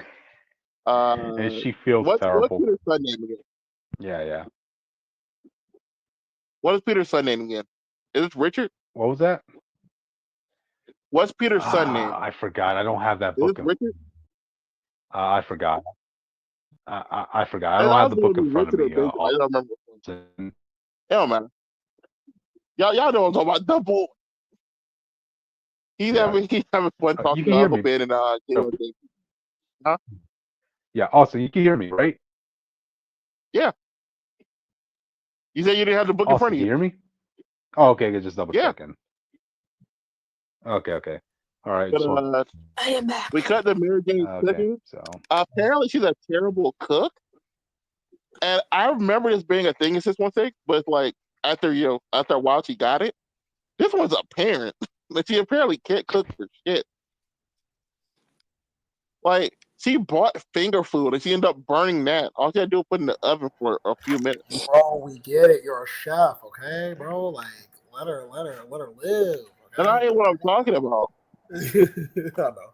It's the fact that like her mom is here trying to help her. And she's like, no, I got it. Her mom kind of overbearing.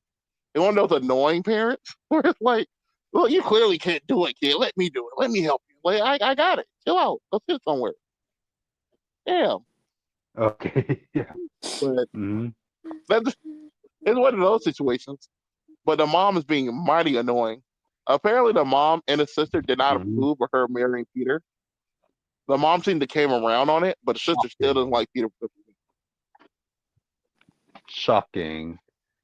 Who won the long game Yeah, in the that only person on argument Peter. is. Hmm. Well, basically, the argument is that they believe that Mary Jane could have done better, even though she's in a happy house, happy relationship with the two kids, and making a good amount of money to start her own Yeah. company, all the other crazy stuff. But it's weird. It's weird to me. Exactly. But that's just how that's their dynamic. The Hmm. mom's overbearing. Mary Jane don't really want to hear it. She burnt the food. I blame Jake now. But you'll notice a weird thing where Peter's not talking at all. He didn't say hello to Uncle Ben. Oh yeah. He didn't say hello to Jay or Jason. He didn't say hello to. He didn't say anything to MJ. But Hmm. the funny thing about this that you see Gail try to like connect with the kids, and it's like and like her daughter Mary, what they MJ, the kid Parker, the little girl, she hits Gail Yeah. with one of those. You got phones, you got games on your phone. Remember the old thing that kids used to always do? You got games on your Yeah. phone. Yeah. She hit Gail one of those, and Gail's like, "You remember me? You remember?" Like, no, I ain't seen you. You saw me when I was 1 year old. Why would I know you? Who are you? I hate when family members bro. do that. It's like, no, I don't remember you. You know what's crazy? One day I Mhm. broke that cycle, and one guy, a family member, asked me that question. I said no, and he looked so hurt. I was like, bro, I don't tell you. Look, I was like 1. I have a bad memory. Yeah, Most you went to this Exactly. room with a. She had a falling out with Gail had a falling out with MJ when the whole "I don't like Peter" situation came out, and that was after the daughter was born. It was like within the first year, and they haven't talked since Mhm. then. But you'll see Gwen trying to call MJ. MJ and Gail get back into it, and I thought it was so funny to read because Gail's a bitch, bro. Like, no, that's here. This sister's terrible. And then you find out Wow. she's being particularly bitchy because despite all the bullshit she done gave MJ about her marriage and how she should do better and all that stuff, Gail was going through a divorce. Her husband cheated on her and left her ass. It's like, girl, pick a struggle. And Apparently, wait, it was she bad because found out that her Gail husband specifically told cheated her, on her. I came to this house, to this Christmas party for the first time in years because I wanted to feel better about myself because I thought you would be going through shit. Like I thought your life would be terrible when I showed up here. Girl, she gotta pick a struggle, I swear. Go ahead, Cody. What was you saying? Pick a struggle. Okay, well, anyway. Chris, you either cut out or you stop talking. But MJ and them, what is it? Anna. Anna and MJ's mom are talking to Ben, trying to make sure he's okay at the whole Mary Jane situation. Well, not Mary Jane. Aunt May situation. There's so many people in this book. It's breaking my brain right now. I was so unprepared. But MJ basically gets starting to get a little bit drunk. She's talking to Peter in the kitchen, but he's not responding. It's basically one of those like situations where she's like ranting, which she's ranting to him, and she figure out what the best thing to do herself. And she's like, "Oh, thank you for helping me, Peter." Like Peter didn't say anything to her the whole time. It's really funny. Damn. But the sisters finally get like a breakthrough when she finds out Gail's going through a divorce, all this other stuff. She's like, "Oh, we family. We need to stick together. We need to figure something out. Because if you're going to be here, you want to be in my kid's life and all the other stuff. You can't keep talking bad about my husband. He can't do all this stuff." And Gail don't talk basically agrees. shit. And they hug it out. Okay, Gail starts crying because she really missed her sister. And she didn't want to ruin their relationship just because she didn't like Peter, despite Peter being, perfectly okay. Yeah. But the main thing is, we'll get to the end. They say Merry Christmas, all the yada, no one cares. But she finally accepts Gwen Stacy's call because Gwen Stacy called 5 times. And you find out that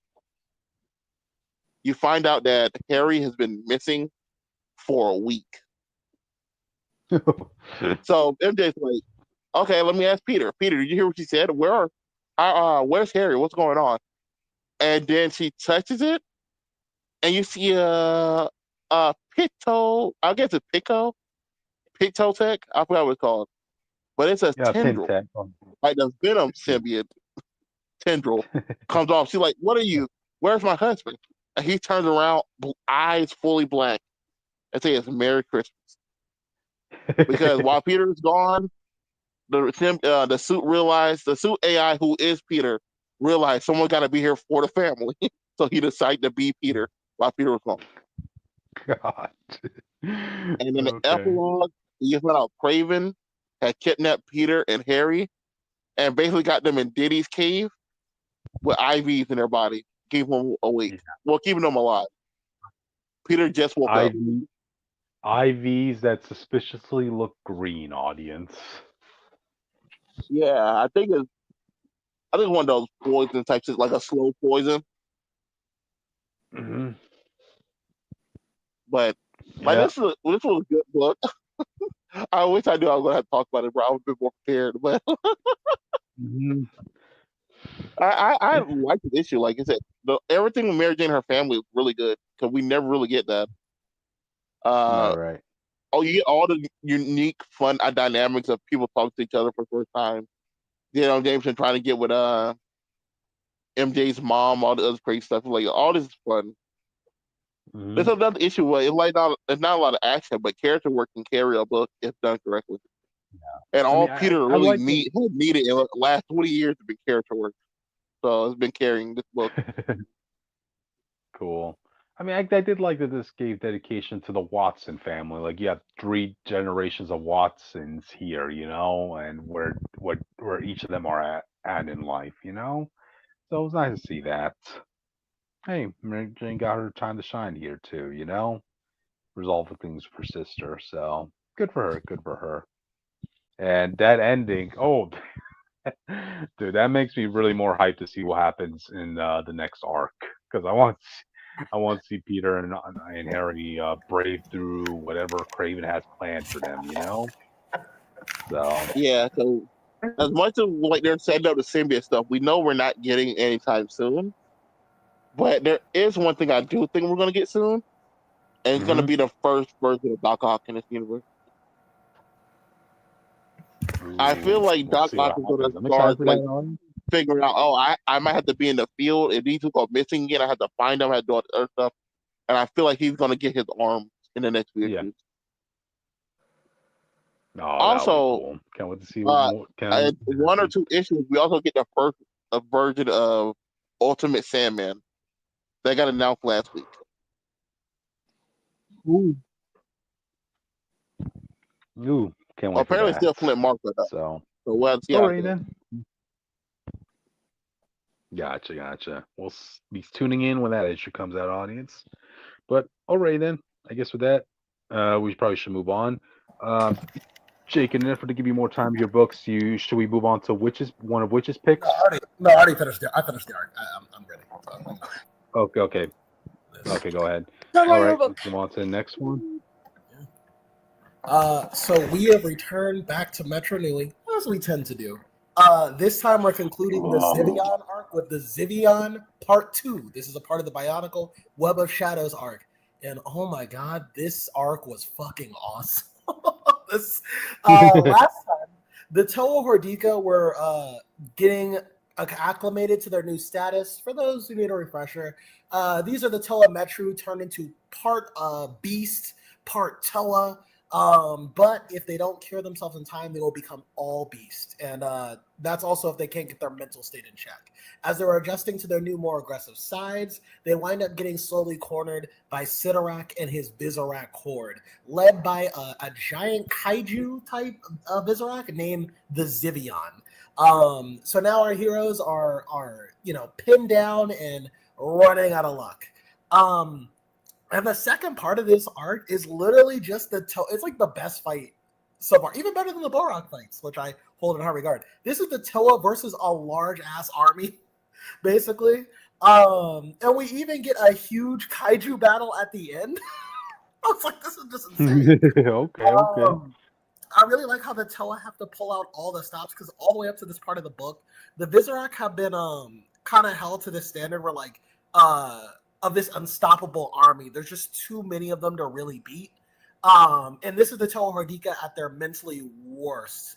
So I do like the Toa actually coming together and coming up with the plans they need to do to stop them. And the plan was kind of ingenious. They realized, like, we can't stop the Vizorak altogether, but maybe we can, like, stop them from fighting us.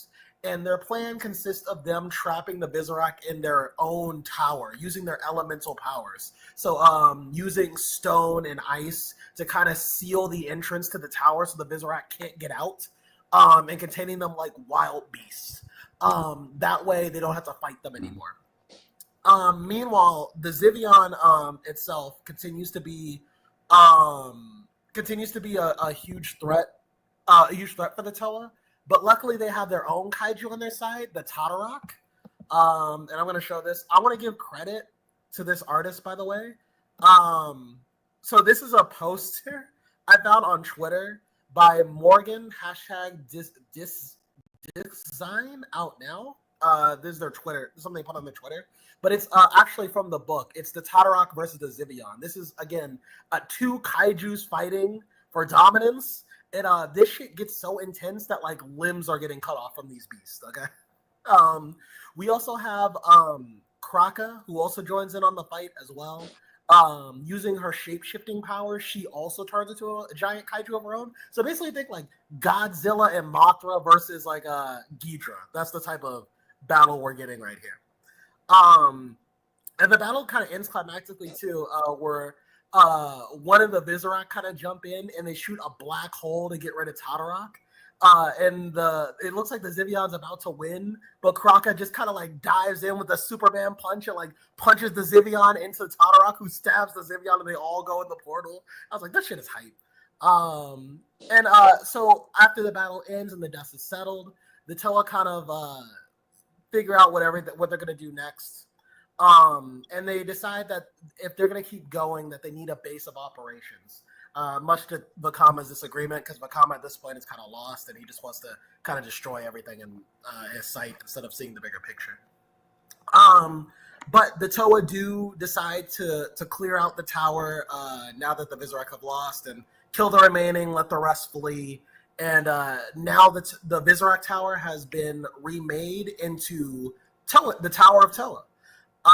So this is their new base of operations, and using their elemental powers, they can also reinforce it to make it stronger than before.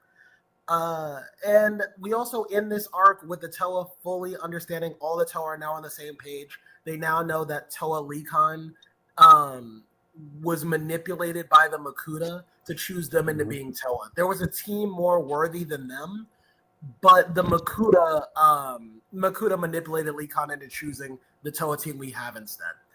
So at the end, while they are disheartened, Okama says it doesn't really change anything. We still have to protect the citizens of Metro Nui and get them to Matanui.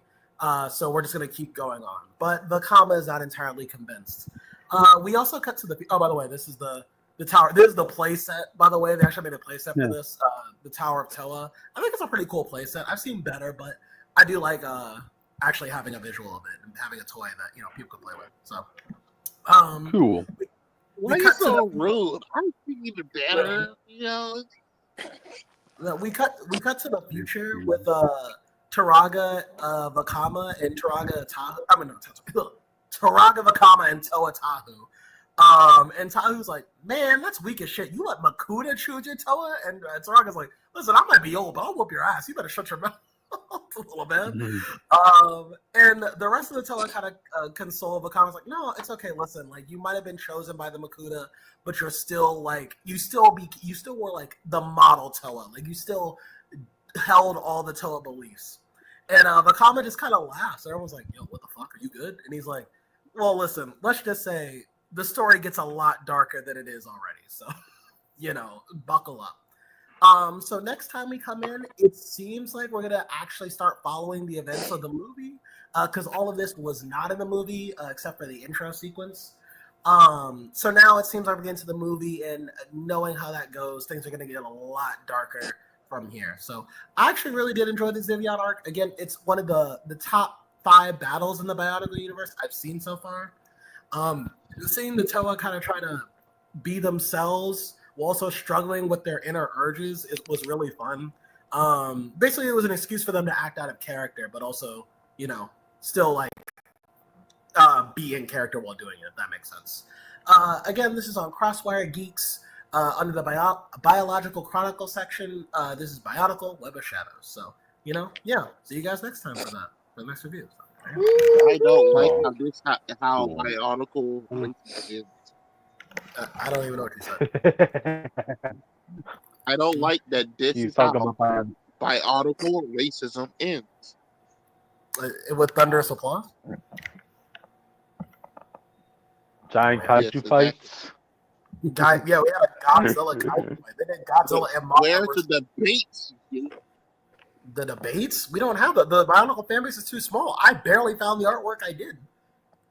For real.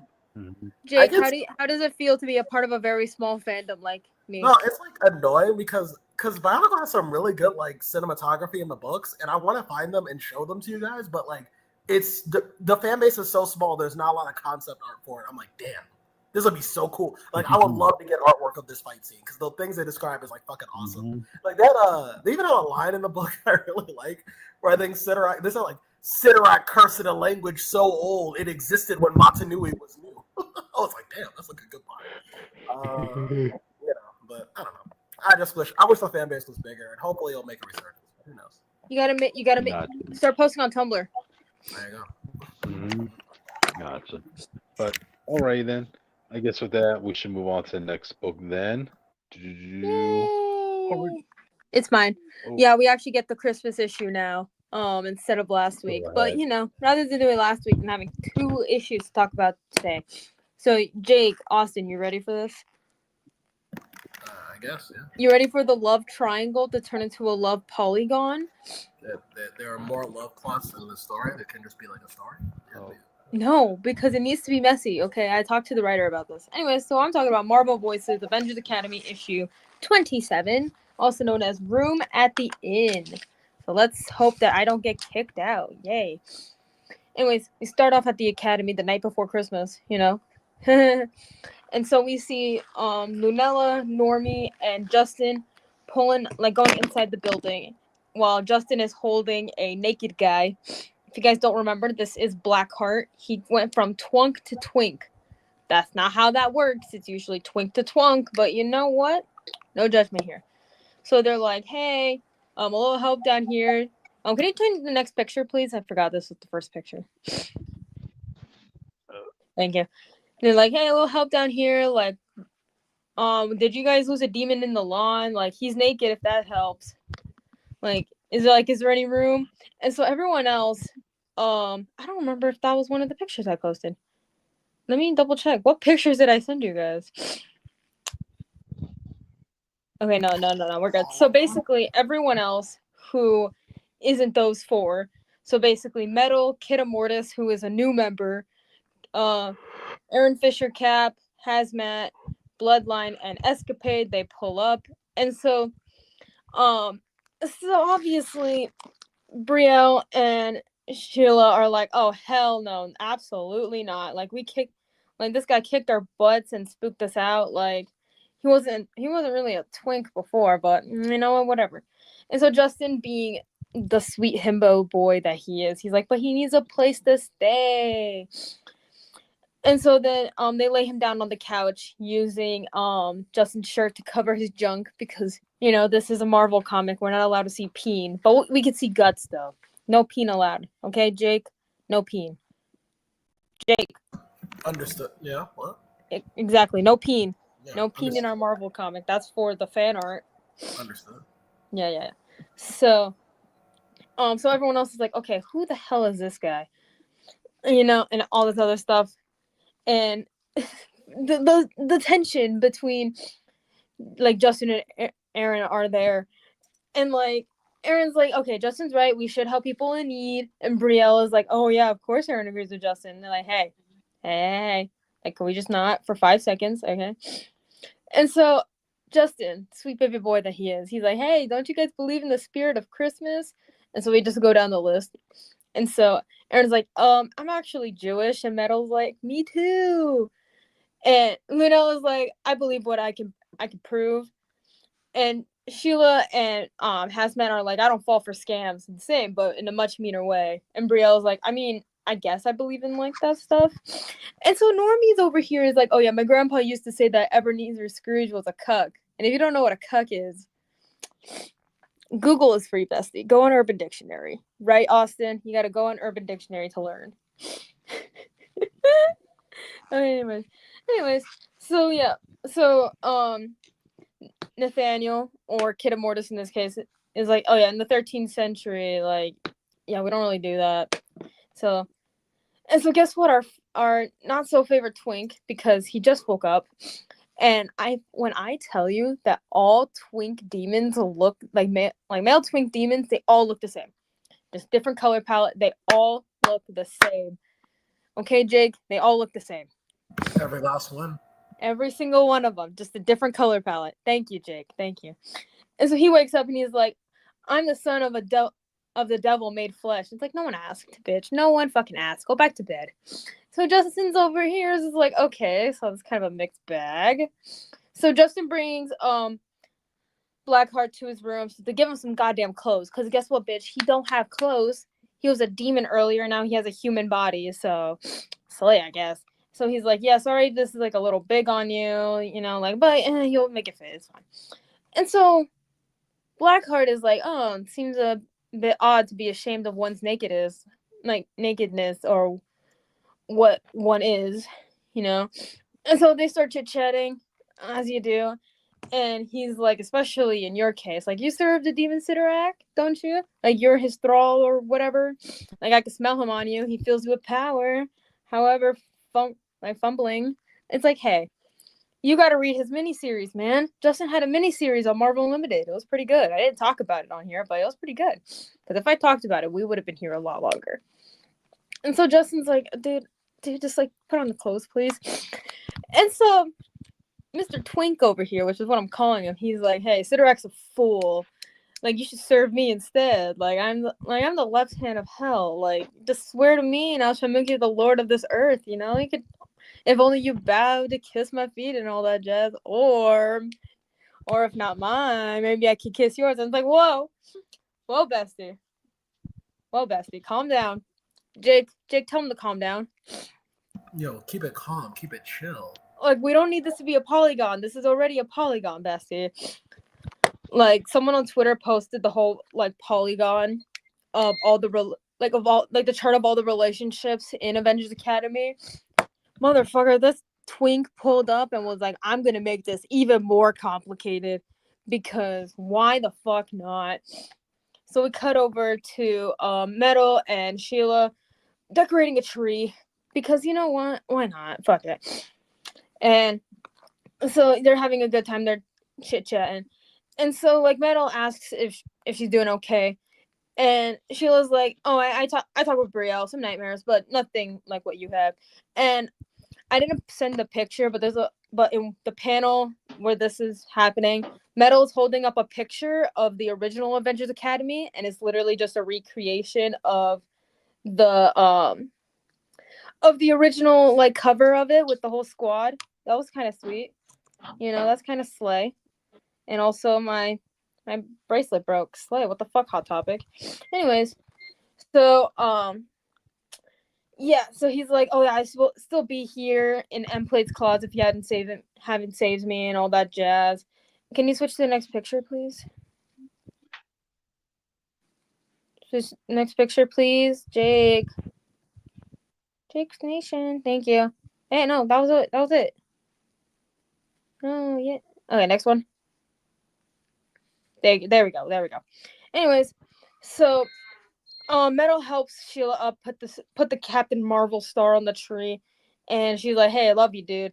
And Metal's like, "Oh, me too. I mean, back at you." Like, "Ah, fuck. You know what? Fuck it." And she's like, "Hell yeah!" And they have like a really cute moment. You know, it's all nice and sweet.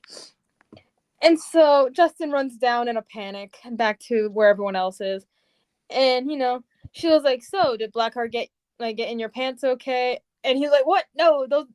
Yes, those are my pants, and he is them. Yes. And then he learned how the toilet works, so that's good to know, I guess. And he's being smug as shit. So, and even Brielle's like, "Hey, that's guilt for your creepy sins. Stop it." And he's like, "No, those feel magnificent." Like, it's like, "Oh, shut the fuck up, you creep." You know, and it's all good. And so Hazmat's like, "Oh shoot, he's hungry." And then guess what? Normie's like, "Hey, we're all hungry. Let's like go make some fucking food."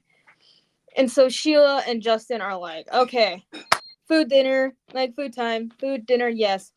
And Lunella's like, "I'll help out. Why not?" And so that's what they do. They're in the kitchen. They're having a fun time making pie, making food, all that shit. It's a great time. And Normie's like, "Rascal says if I don't like get hot chocolate soon, he's gonna make me eat everyone's spleens." And I don't even know where spleens are, which is sweet. Like, oh, that's sweet. Like, you don't want anyone to know where the spleens are, right, Jake? Do you even know where the spleen is? Actually, no, because I'm terrible at science. Honestly, mood. I think I have an idea of where the spleen is, but we'll Google it later. Anyway, so yeah, no spleens for dinner. Cocoa duty. Go make some cocoa. The kiddos go make cocoa. It's sweet. And yeah, so basically, Brielle is like on like the high alert because this guy's a demon, and she's like, "Hey, demon, you might have fooled the nice kids, but I got my eye on you."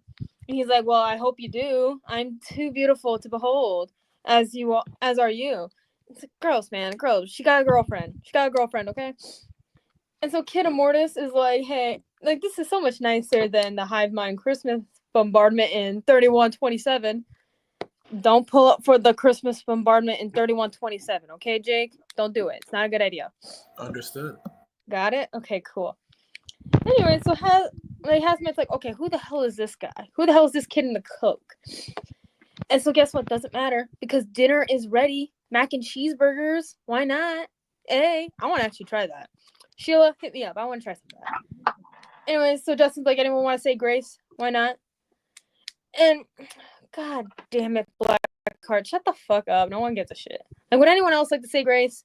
Or maybe just give a toast? So Aaron does the honors of giving the toast because we don't need no demons to be doing grace, okay? Like, come on. You don't have to follow a Christian belief system to know, like, hey, I don't trust a demon guy with giving grace, especially when you know that he's still very much into the demon side of life. Anyways, Aaron gets a toast, and then they start watching Christmas movies because, you know, it's around Christmas time at this point in time, and they're having a good time. And and Normie is like, okay, Aaron, I'm not too comfortable with you turning the devil into a communist. That's way too confusing. And I'm just like, you know what? Fair enough. That's a little too much work for my personal palate. Yeah. And so guess what? Lunella's like, hey, let's go ice skating. The ground's frozen over. And Normie's like, yeah, I'm sorry. My pants are already unbuttoned. Like, I need to chill on the couch. So the Goyleys decide they're gonna go do that. But anyways, so they're still like, Aaron and Justin are chit chatting. Why not? Having a good time. And it's all that jazz. And fucking Blackheart is watching in because, why not? And Justin's having a good time because he's a sweet, sweet boy. Sweet boy. Right, Jake? He's a sweet, sweet boy who deserves the world. Just the He doesn't sweetest. he doesn't deserve to be in a polygon love thing right now. Anyways, so Blackheart is like, okay, he doesn't belong to you, like Sidorak's thrall, and he's like, and Aaron's like, what, Justin? Like, Justin? No, he doesn't. Like, what the hell are you talking about? Like, what the fuck are you doing? That's weird. Oh, okay. Well, Austin left. He died. Anyways, so Justin gets up to the TV. Like, why the get your ass out off the TV so that Normie can watch the goddamn TV. Like Jesus, Jeebus. I love you, man. And so we cut back to what Aaron and Blackheart are saying, and Aaron's like, Justin's just my roommate. He's my friend, and which is bullshit. We all know that. And Blackheart's like, good. It would be beneath me to have to destroy you utterly. It's like, Jesus Christ. So, like I said earlier, the Goyleys, but minus Hazmat, because we don't know where the hell she is right now. She's probably just chilling with her boyfriend. Why not? So they go outside. They're gonna have a good time. And so Lunella's over here having fun ice skating with Devil, while Brielle and Sheila are getting their skate song, getting ready to skate. And they need to reopen up the schools, Jake. They don't know who Marvell is. They need to reopen up the schools. Because of the education system. Yeah, the education system, shit. You got to reopen the schools and inform them on who Marvell is. Okay? He is that guy. Inform the children. Inform. Anyways, so, it's fun. It's like not a lot of white winters in Atlanta, like white Christmases in Atlanta, which felt that, but I don't live in Atlanta. I live in Arizona, which is still south, but southwest, not southeast. Does that make sense? Yes. Anyways, they start to skate. Because and Brielle's a little bit nervous because she probably never skated before, but it's fine. It's fine. They're having a good time. They're having a good time. They're doing girlfriend things. It's great.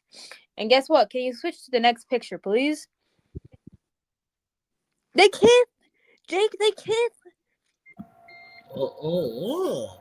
Whoa, yeah, I love it. See, these two are way less complicated than whatever the hell we're having currently. And that makes me glad because at least I have a little less stress coming out of this book. Anthony, why are you doing this to me?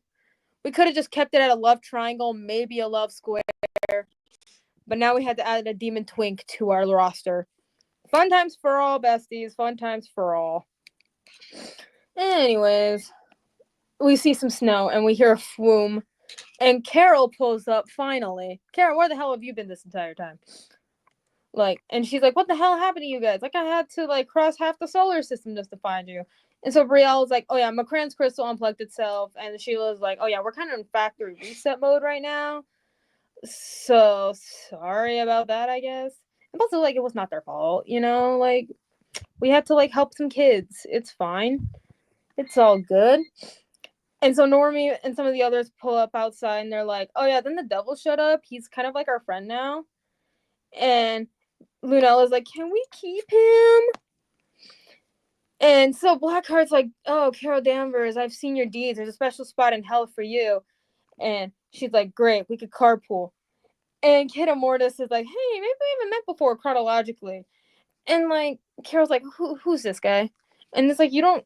And plus, like, in his defense, in her defense, probably didn't meet him, as at this point, but he might have met her as Ms. Marvel, not Captain Marvel, but this is a whole different thing. Don't worry about that. Anyways, Christmas star. And that's an incoming of a giant fucking crystal pulling up. Guess who that is, Jake? Guess who it is? It was me, Barry. Yeah, it was you pulling up from Metro Nui. Is that where you are right now, Metro Nui? Yes. Yeah, it's you pulling up from Metro Nui. Just kidding, it's McCran. Her crystals come back, and the Demiurge kids got home. Well, that's close to Makuta. Close enough, you know. But Cran's cool. We love her. So, Coco time. Ready for that? Anyways, so Blackheart is like, then may I stay? Is there a place for me here? And Carol's like, you know what? Fuck it. What the hell? Like, come on. Like, it's Christmas. And so we get a group shot of everyone. Can you go to the next picture, please? Happy holidays from the Avengers Academy. Yay. Do you think Justin called his mom and be like, oh man, we quit miss, you know? Do you think so? Also, a little cameo from Jeff right at the bottom, if you could see that. Jake, do you see Jeff? The shark? Yeah, do you see him at the bottom of this screenshot? Oh no, he's over there. I see him. Yeah, you see him? He's right there. Anyways, next week, aka this week, it's Masquerade. I wonder what that can entail. Ooh, are you guys excited for the Masquerade? Ooh. Anyways, that's it. What the hell? Did we get the new issue already? All right. Oh shit, we got the new issue already. Okay, well, I guess I'm talking about that still next week. So next book, please. Oh, okay, in an effort to save time, like we'll only have 2 books left to talk about. Austin, you could choose either do Time Slide or your Iron Man book. Austin, you still there? No, he disappeared into the void. So we go to none of the books, I guess. Well, my book, I still got a book. Oh, what? Go ahead, Rich. Yeah. Oh, I see. What are the next pictures then? Go to my picture. Is it? I still got a book, and then not that one. What's this? What? Are you not doing yours? Okay, whatever. No, well, it's my turn. Yeah, well, I'm having technical issues from my end, actually. I'll tell you guys about that later. So, anyways, I'm gonna try to do this quickly so that I can go make cosplay videos because it's already 10:30 at night. So I'm talking about Monster High New Scaramester issue 4 with the lovely Claudine Wolf on the cover. You guys excited for this? Okay, that helps. Yeah, okay, go ahead. Anyways, so we start off in the school, in the classroom where we get a little video from a hooded figure, and so everyone's watching this. And so keep in mind, Johnny Spirit is still here from the the holiday special. Just letting you know, he's still chilling. But besides the point.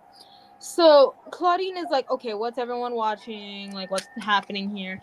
And so Draculaura and Frankie are like, oh yes, my anonymous EekTalk account has been uploading Monster High updates for like ages and just followed everyone in school. Now they're saying like they have some gossip to like tell everyone. And so the mysterious hooded figure is like, oh yeah, Headmistress Bloodgood, Monster High's noble leader, blah blah blah blah blah. Like disappeared before the new Scaresemester even began to go on quote unquote vacation, leaving the student body in the hands of a jittery and mad scientist and a frightfully inexperienced vampire. It's like, whoa, give them a break. And so, Claudine is like, ignore them, Frankie. Whoever's running that page has way too much time on their hands.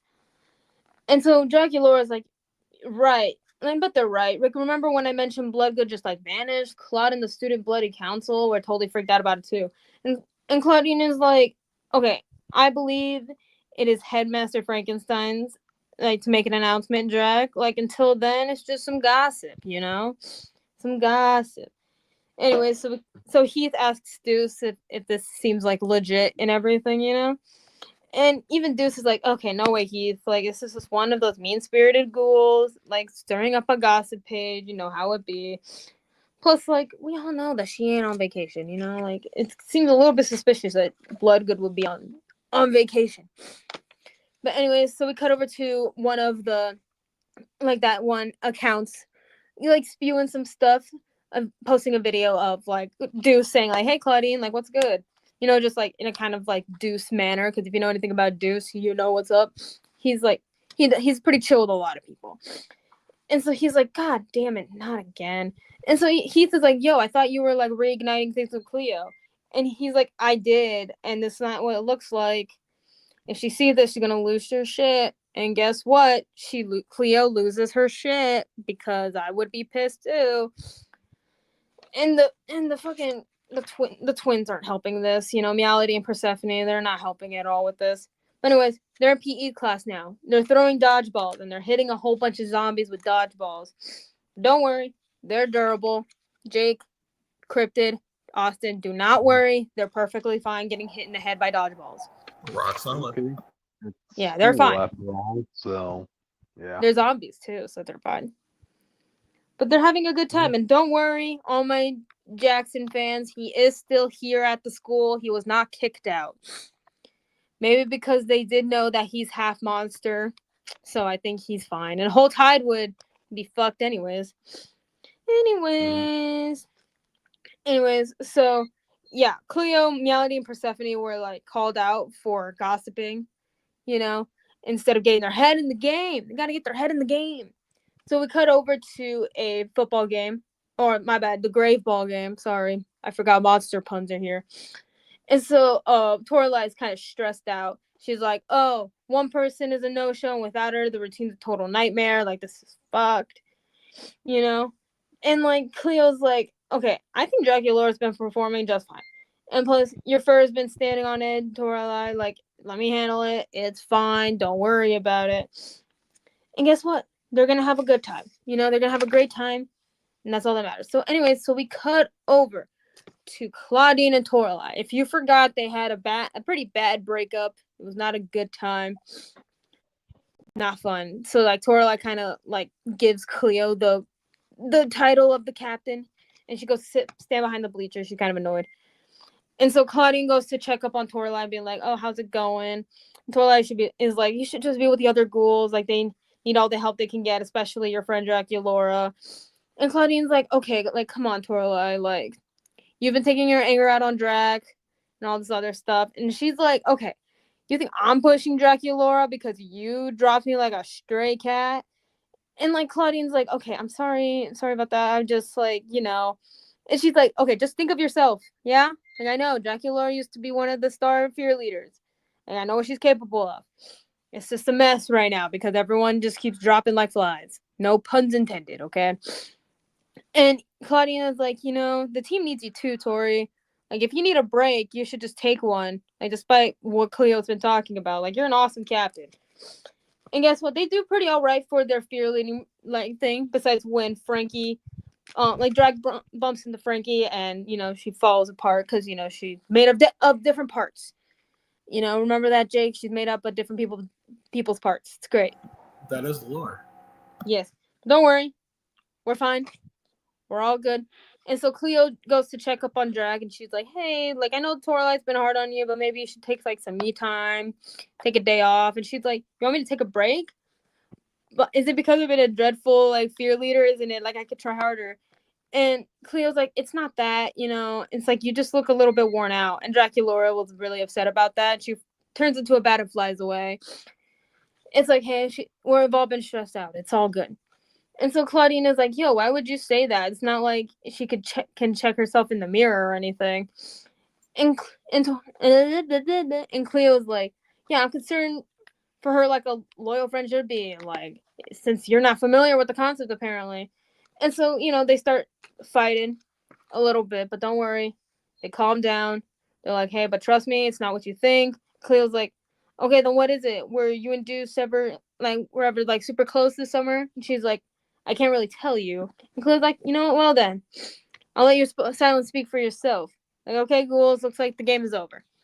And Deuce is watching this from the sidelines, and it's not gonna end well between those two. I could tell you that much, Jake. I could tell you that much. Trust. Anyway, so like Manny's like, "Yo, Cleo's got a really bad temper. Like maybe like And Deuce is like, "Yeah, no way, Manny. Like, that's just made up gossip. Cleo's the only ghoul for me. Like, you know how it is." And Manny's like, "Yeah, it's the rich kids like her who grow up to enforce all these outdated rules that we gotta follow." And Deuce is like, "Oh, yeah, Cleo can't grow up, dude. She's 5,800 years old and still in high school. Like, shit. It's not her fault." And she's like, he's trying to defend Cleo. Yeah, like, yeah, she could be a lot, but she's still, like, she means well, And guess what? Cleo and Frankie start chit-chatting. And, Frankie's trying her best, trying to keep everyone together. Cleo's like, "Okay, if you're going to suggest making amends with Claudine, like, save your energy. Frankie's like, what are you talking about? No.